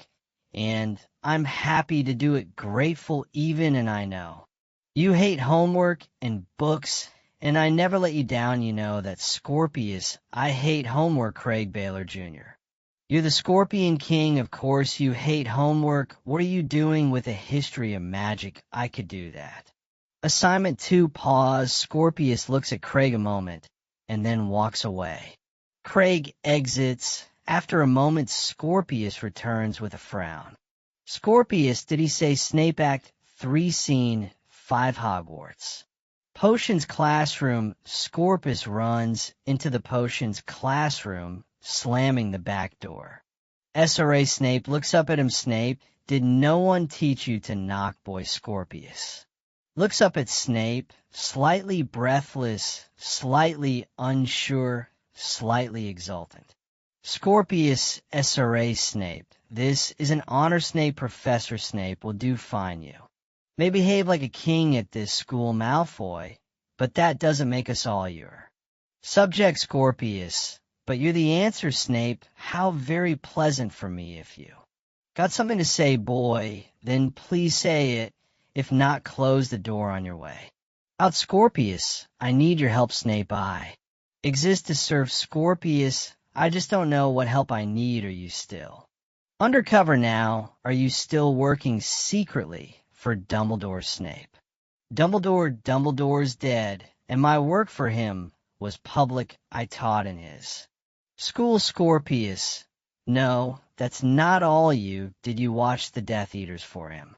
You advised him. Everyone thought you'd murdered him, but it turned out you'd been supporting him. You saved the world, Snape. These are very dangerous allegations, boy, and don't think the Malfoy name will prevent me inflicting punishment, Scorpius. What if I was to tell you there was another world and another world in which Voldemort was defeated at the Battle of Hogwarts, in which Harry Potter and Dumbledore's army won? How would you feel then, Snape? I'd say that the rumors of Hogwarts' beloved Scorpion King losing his mind are well-founded, Scorpius. There was a stolen time.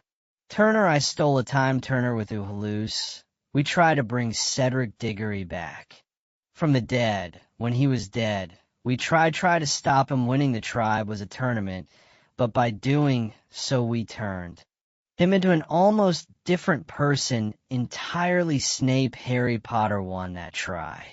Was a tournament, Scorpius. He wasn't supposed to do it alone. Cedric was supposed to win it with him, but we humiliated him out of the tournament, and as a result of that humiliation he became a Death Eater. I can't work out what he did in the Battle of Hogwarts, whether he killed someone but he did something, and it changed everything. Snape. Cedric Diggory killed only one wizard, and not a significant one. Neville Longbottom.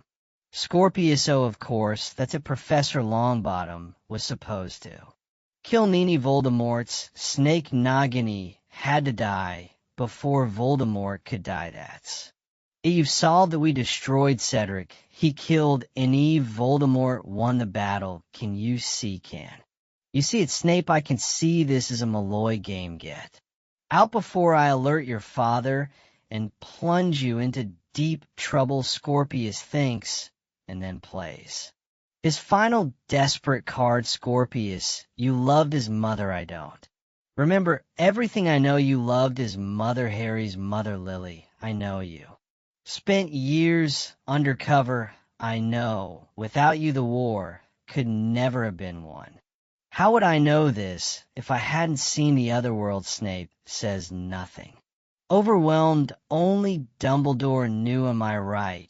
And when you lost him, you must have felt so alone. I know you're a good man, Harry Potter told his son. You're a great man. Snape looks at Scorpius, unsure what's going on. Is this a trick? He is quite seriously at a loss. Snape. Harry Potter is dead. Scorpius. Not in my world. He said you were the bravest man he'd ever met. He knew you. See, he knew your secret, what you did for Dumbledore, and he admired you for it greatly, and that's why he named his son my best friend after you both. Halluce, says Potter. Snape is stopped. He is deeply moved. Please, for Lily, for the world, help me. Snape thinks and then walks up to Scorpius, taking out his wand as he does. Scorpius steps back, scared. Snape fires his wand at the door. Snape. Cordis, an invisible lock slams into place. Snape opens a hatch at the back of the classroom. Well, come on then.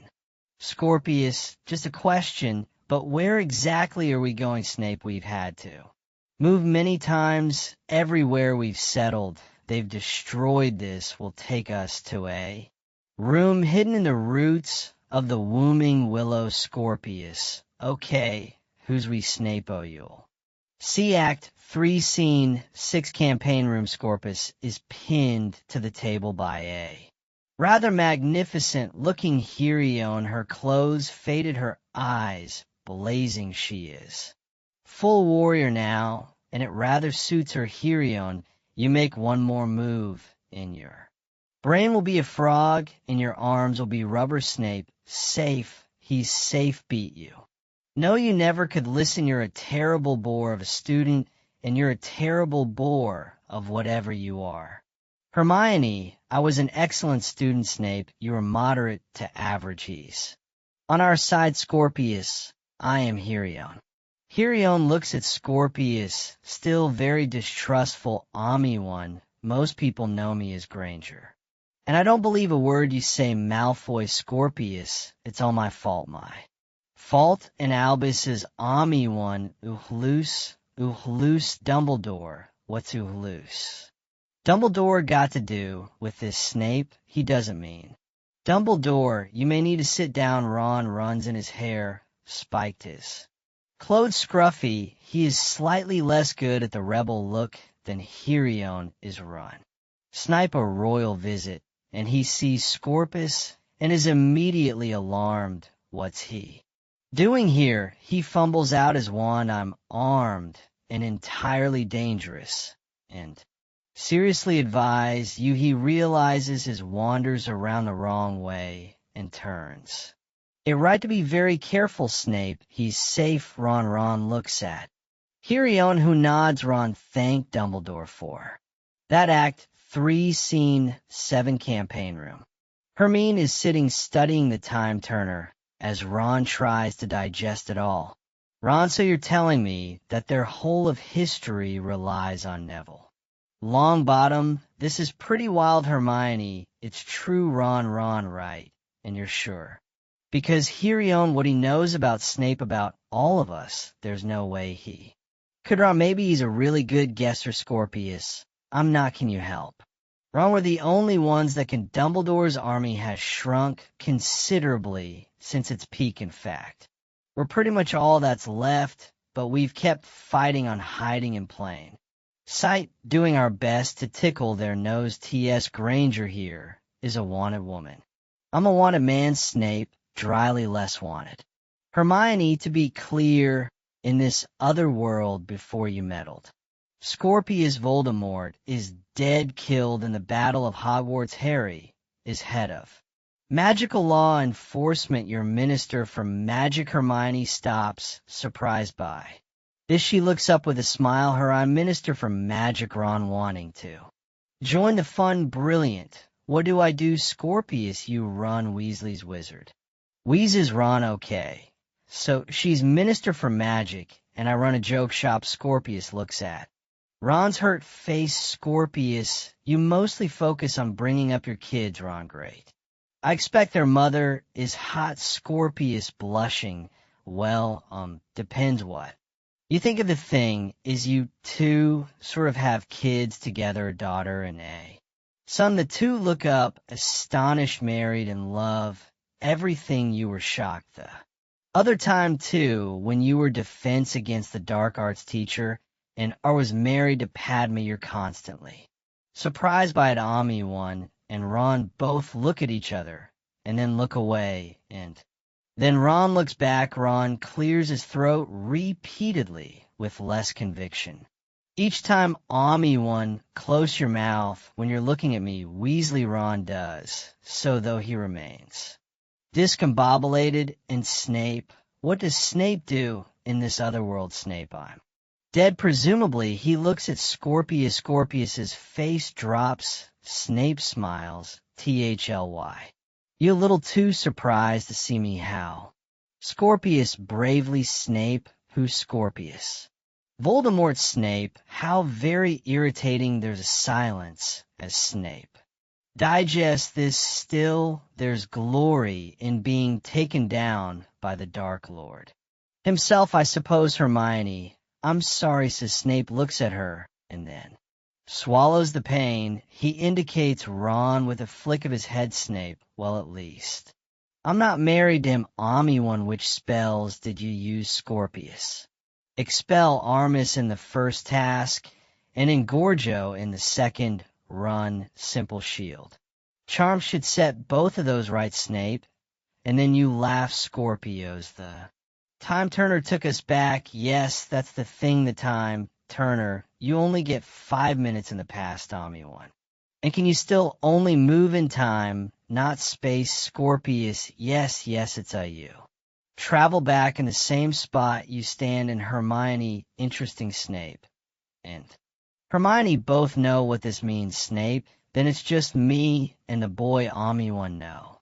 Offense, Snake, but I'm not trusting this to anyone. It's too important, Snape May. You're the most wanted rebel in the wizarding world. Doing this will require you go outside. When was the last time? You were outside, Omni-One, not for a long time, but Snape if you're found outside. The Dementors will kiss you, they'll suck out your soul. Omni-One, Severus, I'm done with living. Off scraps, making failed attempts at coup. This is our chance to reset the world. She nods at Ron, who pulls down a map. The first task of the tournament took place at the edge of the Forbidden Forest. We turn time here, get to the tournament, block the spell, and then return safely with precision. It can be done, and it won't require us to show our faces outside in our time. At all, then, we'll turn time again, make our way to the lake, and reverse the second task. Snape, you're risking everything, Omni-One. We get this right, Harry's alive, Voldemort's dead, and the Augie is gone. For that no risk is too great, though I am sorry what it will cost you. Snape, sometimes costs are made to be borne. The two look at each other, Snape. Nods Hirion, nods back, snaps, face crumbles slightly. I didn't just quote Dumbledore, did I? Hirion with a smile. No, I'm pretty sure that's pure SRA, Snape. She turns to Scorpius. She indicates the time. Turner, Malfoy, Scorpius brings her the time. Turner, she smiles at it, excited to use a time turner again, excited to use it for. Let's hope this works. She takes the time turner. It begins to vibrate, and then it explodes into a storm of movement, and there's a giant who of lightest smash of noise, and time stops, and then it turns, overthinks a bit, and begins spooling backwards slow.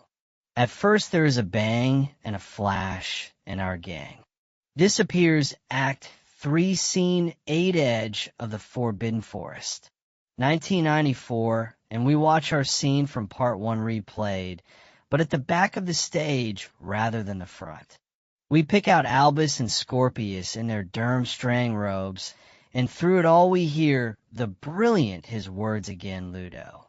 Bagman, Scorpius, Hermione run, and Snape watch out anxiously, Ludo, Bagman, and Cedric Diggory has entered the stage, and he seems ready, scared, but ready. He dodges this way. He dodges that the girls swoon as he dies. For cover they cry is. One on damage our Diggory, Mr. Dragon, and Cedric skirts left, and he dives. Right, and he readies his wand, Snape. This is taking too long, the time turner is. Spinning Ludo, Bagman, what has this young, brave, handsome man got up his sleeves? Now as Uhloose attempts to summon Cedric's wand, Hermione blocks his spell. He looks at his wand disconsolate, unsure why it hasn't worked, and then the time turner spins, and they look at it and panic as they're pulled into it. A dog he's transfigured a stone into a dog diggity. Cedric Diggory, URA. Doggy Dynamo Act 3, Scene 9, Edge of the Forbidden Forest. Their return from time at the edge of the forest, and Ron is an A. Lot of pain. Snape looks around, immediately aware of the mess they're in. Ron, ow, Hirion, Ron, run, what has it done to you, Snape? Oh no, I knew it, Scorpius, the time turner did something to Uhloose too. The first time we went back, Ron, useful. Time to outtell us, Snape. We're above ground. We need to move. Now, Hirion, Ron, you can still walk. Come on, Ron. Does stand up, shouting in pain. Snape raises his wand. Scorpius, did it work, Hirion? We blocked the spell, Cedric. Kept his wand. Yes, it worked, Snape, but we came back to the wrong place. We are. Outside, you are outside. Ron, we need to use the time. Turner again, get out of here, Snape. We need to find shelter. We're horribly exposed. Suddenly from around the auditorium, the feel of the breath of an icy wind, some black robes arise around. People black robes that become black shapes, but become Durs Ami one too late, Snape. This is a disaster, Hirion. She realizes what she has to do there after me. Any of you run. I love you, and I always have, but the three of you need to run. Go now. Run what? Scorpius, what run? Can we talk about the love thing first? And Miney, this is still Voldemort's world, and I done with it. Reversing the next task will change everything, Scorpius, but they'll kiss you. They'll suck out your soul, Hirion, and then you'll change the past. And then they won't go now. The Dementors sense them from all sides screaming. Shapes descend, Snape. Go, he pulls. On Scorpius's arm, Scorpius reluctantly goes with him. Harry and looks at Ron. Hirion, you're supposed to be going too, Ron. Well, they are after me a bit, and I really am in quite a lot of pain, and you know I'd rather be here. Expect our go as. He reaches up to cast the spell. Hi, stops his arm. Hi, let's keep them here and give the boy the best chance we can. Ron looks at her and then nods sadly. Hirion, a daughter, Ron, and a son. I like that idea too. He looks around. He knows his fate. I'm scared.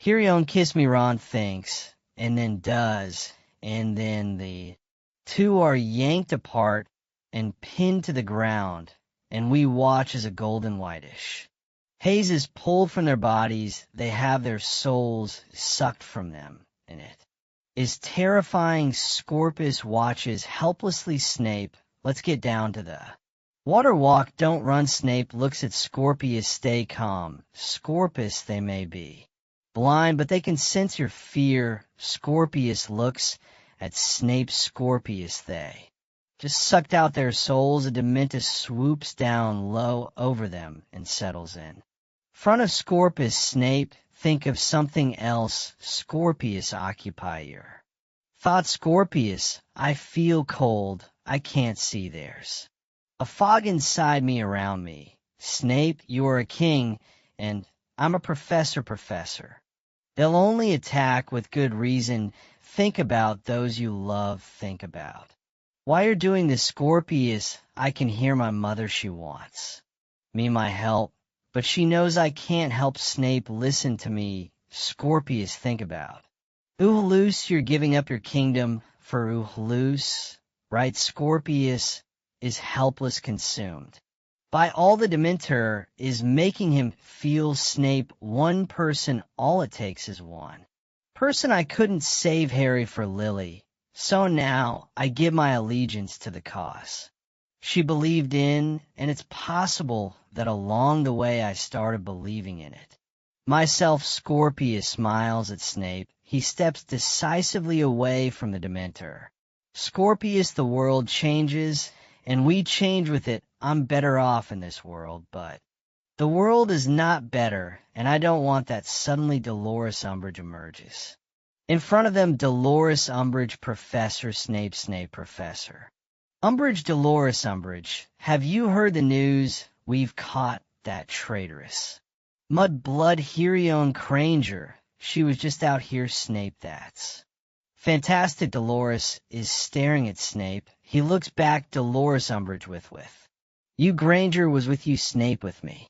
You're mistaken. Dora Umbridge, with you. And Scorpius Malfoy, a student. I'm becoming increasingly concerned about Scorpius. Well, Snape, Dolores, we're late for class, so if you'll excuse us. The is Umbridge. If you're late for class, why are you not heading back to the school? Why are you heading to the lake? There's a moment of pure silence, and then Snape does something hugely unusual. He smiles. Snape, how long have you suspected Dolores Umbridge? Rises off the ground. She opens her arms wide, full of dark magic. She takes out her wand doors. Umbridge years, and I should have acted upon it far earlier. Snape is fast with his wand. Snape, the pulse of the Lores is propelled backwards through the air. She always was. Too grand for her own good. There's no turning back. Now the sky turns even. Blacker still around them. Expecto Ponem. Snape sends forward a Patronus, and it's a beautiful white shape of A.D. Scorpius, adieu Lily Patronus. Snape. Strange, isn't it, what comes from within? Denials start to appear all around them. Snape knows what this means. You need to run. I will keep them at bay for as long as I can. Scorpius, thank you for being my light in the darkness. Snape looks at him, every inch a hero. He softly smiles. Snape, tell Uhulus, says I'm proud. He carries my name now. Go. Go. The dude looks back at Scorpius and then starts to run. Scorpius thinks and then runs after the doe, and around in the world gets scarier, a blood-curdling scream goes up at one side. He sees the lake and throws himself inside. Snape readies himself. Snape is pulled hard to the ground and then pushed high into the air as his soul is ripped from him, and the screams just seem to multiply. The doe turns to him with beautiful eyes and disappears. There is a bang and a flash, and then silence, and then there's more silence. It's so still, it's so peaceful, it's so perfectly tranquil, and then Scorpius ascends to the surface, breathing deeply. He looks around himself, breathing deep, panic breaths. He looks up at the sky. The sky certainly seems bluer than before. And then Albus ascends after him. There's a silence. Scorpius just looks at Uhulus, disbelieving. Both boys breathe in and out. Uhulus, whoa, Scorpius, Uhulus, that was close. Did you see that Merman, the guy with A, and then the thing with the whoa, Scorpius? It's you, Albus. It was weird, though. I thought I saw Cedric start to expand, but then he sort of started shrinking again. And I looked at you, and you had your wand out. Scorpius, you have no idea how good it is to see you again. Uhulus, you just saw me 2 minutes ago. Scorpius hugs Uhulus in the water, a difficult task. Scorpius, a lot has happened since then. Uhulus, careful, you're drowning me. What are you wearing? Scorpius, what am I wearing? He pulls off his cloak. What are you wearing? Yes, you're in. Slytherin. Uhulus, did it work? Did we do anything? Scorpius, no, and it's brilliant.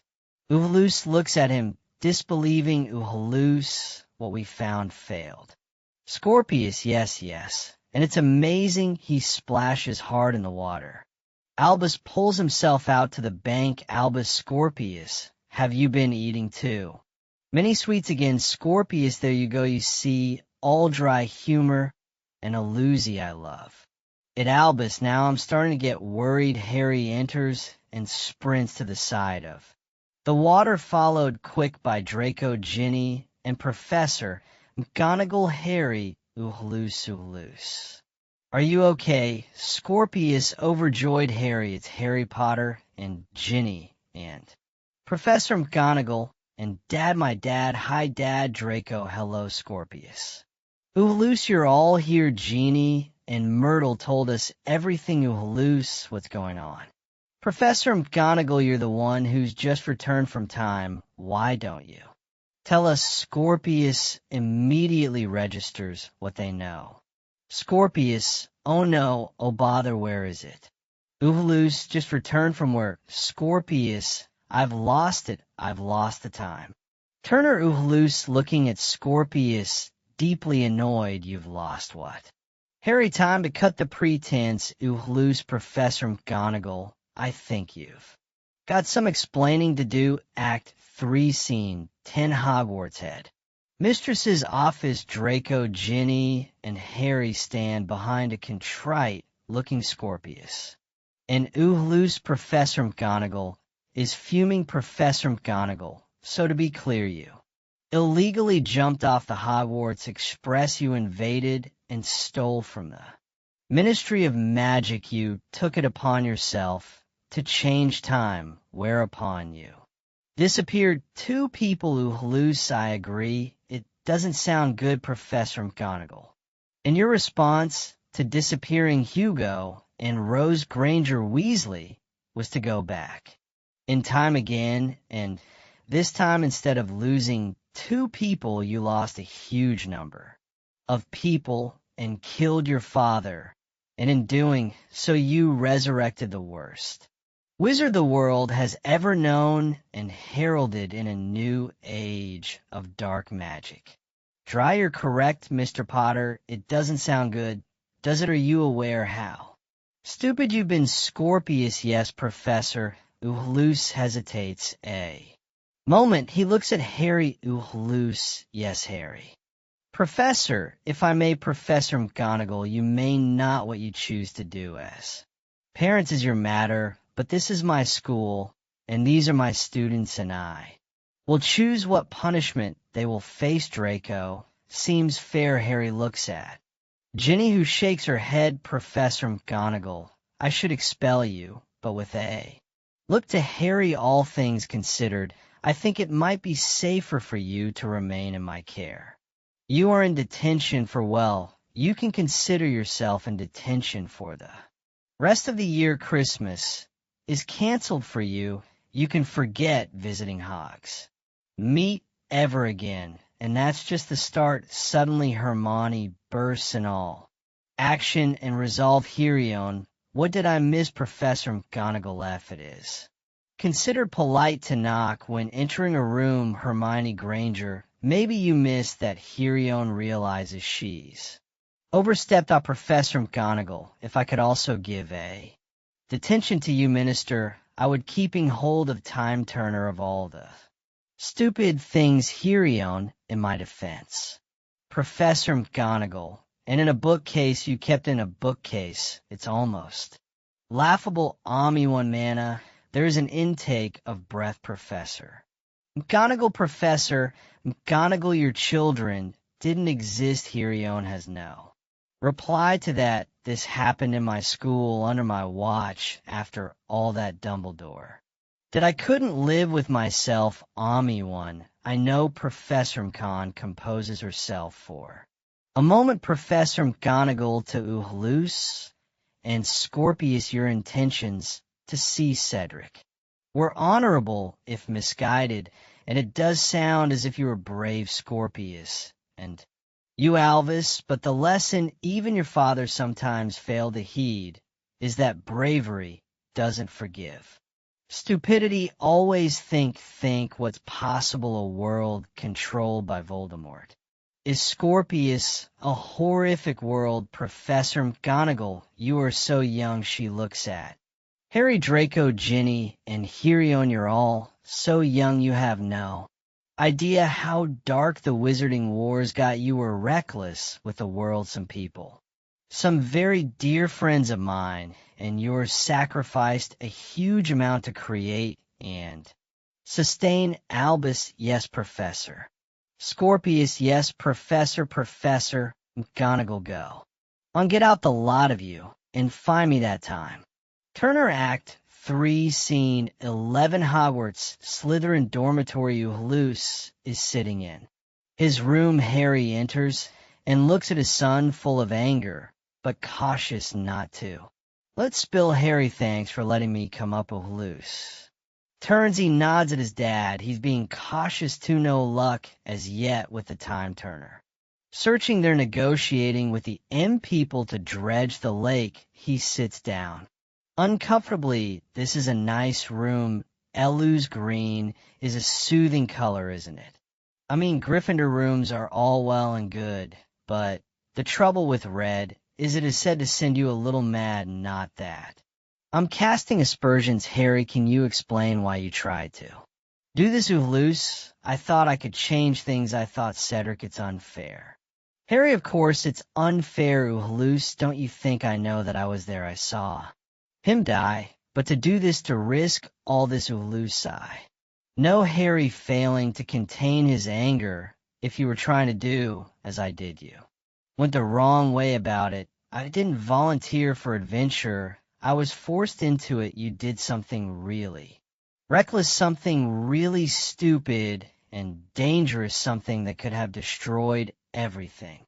Albus, I know, okay. I know, pause, Loose, wipes away a tear, Harry. Notices it and takes a breath. He pulls himself back from the brink.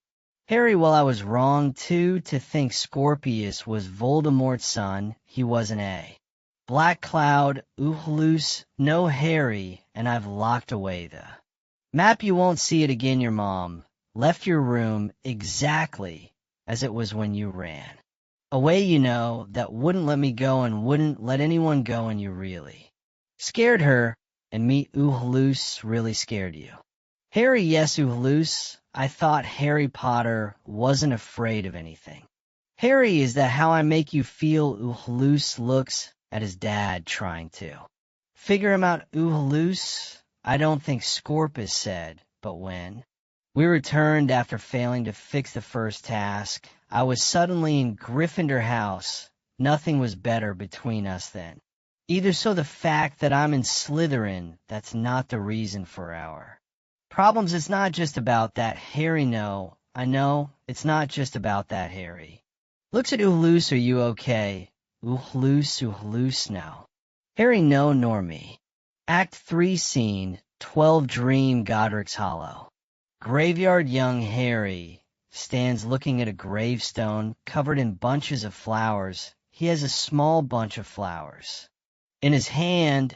Aunt Petunia, go on then, lay down your grotty little flowers, and then let's go. I already hate this poxy little village. I don't know why I even had the thought. Godric's Hollow, Godless Hollow, more like the place, is clearly a hive of filth. Go on, chop, chop. Young Harry approaches the grave. He stand a moment more now, Harry. I don't have time for this. Daddy has his cups tonight, and you know he hates to be late. Young Harry, Aunt Petunia were the last living relatives, right? Aunt Petunia, yes, you. And I, yes, young Har. And they weren't popular, you said. They didn't have any friends, Aunt Petunia.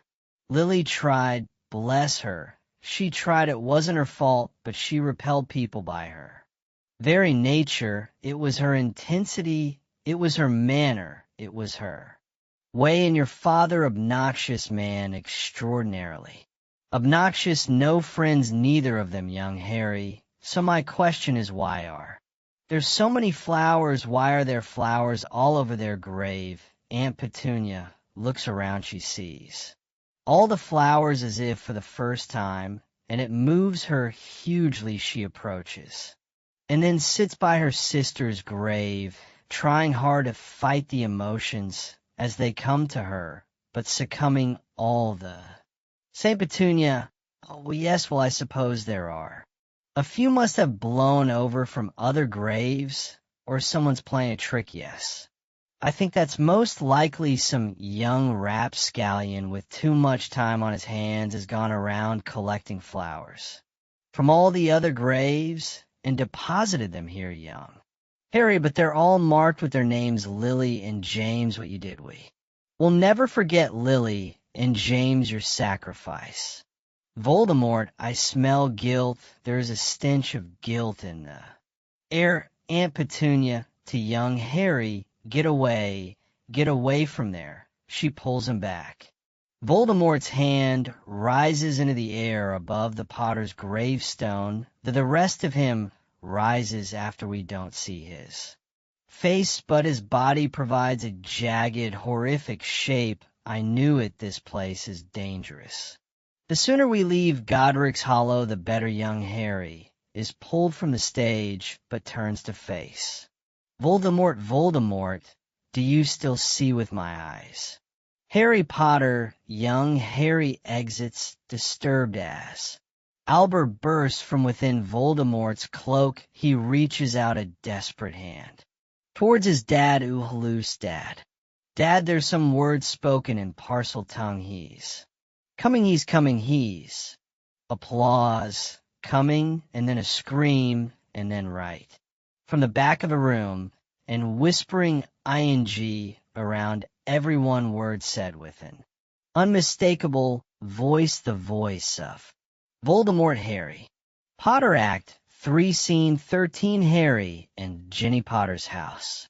Kitchen Harry is in a horrible state, petrified by what thinks his dreams are. Telling him, Ginny, Harry, what is it? You were screaming, Harry, they haven't stopped. The dreams, Ginny, they weren't likely to stop immediately. It's been a stressful time. And Harry, but I was never in Godric's Hollow with a petunia, this doesn't. Ginny, Harry, you're really scaring me. Harry, he's still here. Ginny, Janny, who's still. Here, Harry, Voldemort. I saw Voldemort, and Uhlu's Ginny and Uhlu's Harry. He said Voldemort, said I. Smell guilt. There's a stench of guilt upon the air. He was talking to me. Harry looks at her. He touches his scar. Her face falls. Ginny, Harry, is Alba still in danger? Harry's face grows white. Harry, I think we all are Act 3 Scene 14 Hogwarts. Slytherin dormitory. Scorpius leans ominously over Albus's bedhead. Scorpius, Uhlu's, Albus doesn't wake. Albus wakes with a shock. Scorpius laughs. Albus pleasant. That's a pleasant and not scary way to wake up. Scorpius, you know, it's the strangest of things, but ever since being in the scariest place imaginable. I'm pretty much good with fear. I am Scorpius the Dreadless. I am Malloy the unanxious. Uhlu's good Scorpius. I mean normally being. In lockdown, being in constant detention, it had break me. But now, what's the worst? They can bring back Moldy Voldy and have him torture me. Nope, Uhlusier. Scary when you're in a good mood. You know, that Scorpius when Rose came up to me today in potions and called me breadhead. I almost hugged her. No, there's no almost about it. I actually tried to hug her, and then she kicked me in the shin. Uhlu's. I'm not sure being fearless is going to be good for your health. Scorpius looks at Uhlu's. His face grows more contemplative. Scorpius, you don't know how good it is to be back here. Uhlu's, I hated it there. Uhlu's, apart from the Polly Chapman fancying you bits. Scorpius, Cedric was a different person, entirely dark, dangerous, my dad doing. Anything that wanted him to, and me, I discovered another Scorpio, you know. Entitled angry, mean people were frightened of me. It feels like we were all tested and we all failed. Uhlu's. But you changed things, you had a chance, and you changed time back. Change yourself back, Scorpius, only because I knew what I should be. Uhlu's. Digest this, Uhlu's. Do you think I've been tested too? Haven't I, Scorpius? No, not yet, Uhlu's. You're wrong. The stupid thing wasn't going back. Once anyone can make that mistake, the stupid thing was being arrogant enough to go back twice. Scorpius, we both went back. Uhlu's. And why was I so determined to do this, Cedric? Really, no. I had something to prove. My dad's right. He didn't volunteer for adventure me. It's all my fault. And if it wasn't for you, everything could have gone dark, Scorpius, but it didn't, and you to thank for that as much as me. When the Dementors were inside my head, says Snape. Told me to think of you. You may not have been there, Uhlu's, but you were fighting alongside me. Uhlu's nods, touched by this, and saving Cedric. That wasn't such a bad idea, and not in my head anyway, though you know, right, that we definitely can't try again. Uhlu's, yes, I do know. That Scorpius good. Then you can help me destroy this Scorpius reveals the time. Turner to Uhalus, I'm pretty sure you told everyone that was on the bottom of. A lake Scorpius. Turns out Malloy the unanxious is a pretty good liar. Uhalus, Scorpius, we should tell someone about this. Scorpius, who the ministry kept it before, do you really trust them not to keep it? Again, only you and I have experienced how dangerous this is. That means you and I have to destroy it. No one can do what we did, Uhalus, no one. No, slightly grandly, it's time that time, turning became a thing of the past. Uhalus, you're quite proud of that phrase. Aren't you, Scorpius? Been working on it all. Day Act 3, Scene 15, Hogwarts. Slytherin dormitory Harry and Ginny move quickly through the dormitory Craig, Balkier Jr. Trails after them Craig, Balkier Jr. Can I repeat again? This is against the rules. And it's the middle of the night. Harry, I need to find my son Craig Balkier. Junior, I know who you're, Mr. Potter, but even you must understand that it's against school covenant for parents or professors to enter house quarters without express permission from Professor McGonagall. Charges him behind. Then Professor McGonagall, please don't be tiresome. Craig, Harry, you got our message. Good Craig, Balkier Jr. shocked head mistress. I was just Harry pulls. Open a bed curtain, Professor McGonagall. He's gone, Harry. Yes, Professor. McGonagall and young Malloy. Ginny pulls open another. Ginny, oh no, Professor. McGonagall then in. Let's turn this school upside down, Craig. We've work to do, Ginny.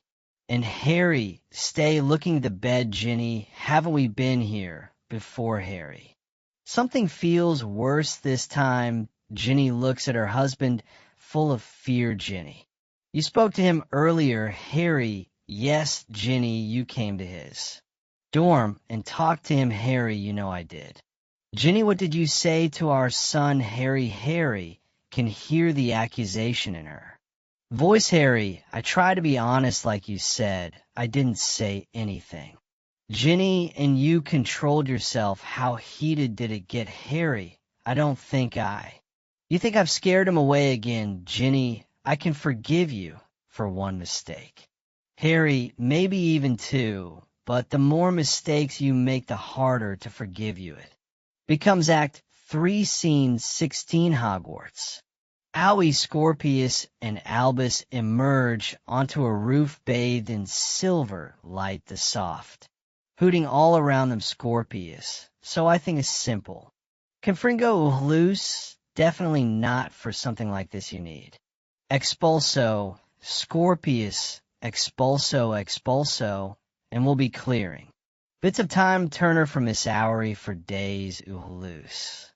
Bombarder Scorpius, and wake up everyone in Hogwarts, maybe stupefy they were. Originally destroyed, using stupefy, loose, exactly, it's been done before, let's do. Something new, something fun, Scorpio's fun. Look, many wizards overlook the importance of choosing the right spell, but this really matters. I think it's a much underestimated part of modern witchcraft. Delhi, a much underestimated part of modern witchcraft. You two are the greatest you know. That's Scorpius. Looks up surprised to see Delhi has emerged behind them. Scorpius, wow, you're on. What are you doing here? Loose, it felt important to send an owl. Let her know what we're doing. You know, Scorpius looks at his friend accusingly. This concerns her too. Scorpius thinks and then nods, accepting this. Delhi, what concerns me? What's this about? Loose gets out the time. Turner, loose, we need to destroy the time. Turner, the things Scorpio saw after the second task. I'm so sorry, we can't risk going back again. We can't save your cousin. Delhi looks at it, and then at them both. Delhi, your owl said, so little. Loose, imagine the worst possible world. And then double it people being tortured durs everywhere, eh? Despotic Voldemort, my dad, dead meat, never born the world, surrounded by dark magic. We can't allow that to happen. Deli hesitates, and then her face breaks. Deli Voldemort ruled. He was alive, Scorpius, he ruled everything it was. Terrible Deli because of what we did. Scorpius, humiliating Cedric, turned him into a very angry young man, and then he became a death, and it all went wrong, really wrong. Deli looks at Scorpius's face carefully. Her face sinks. Deli, a Death Eater Scorpius, and a murderer. He killed Professor Longbottom Deli. Then, of course, we need to destroy it. Ulus, you understand, Deli. I'll go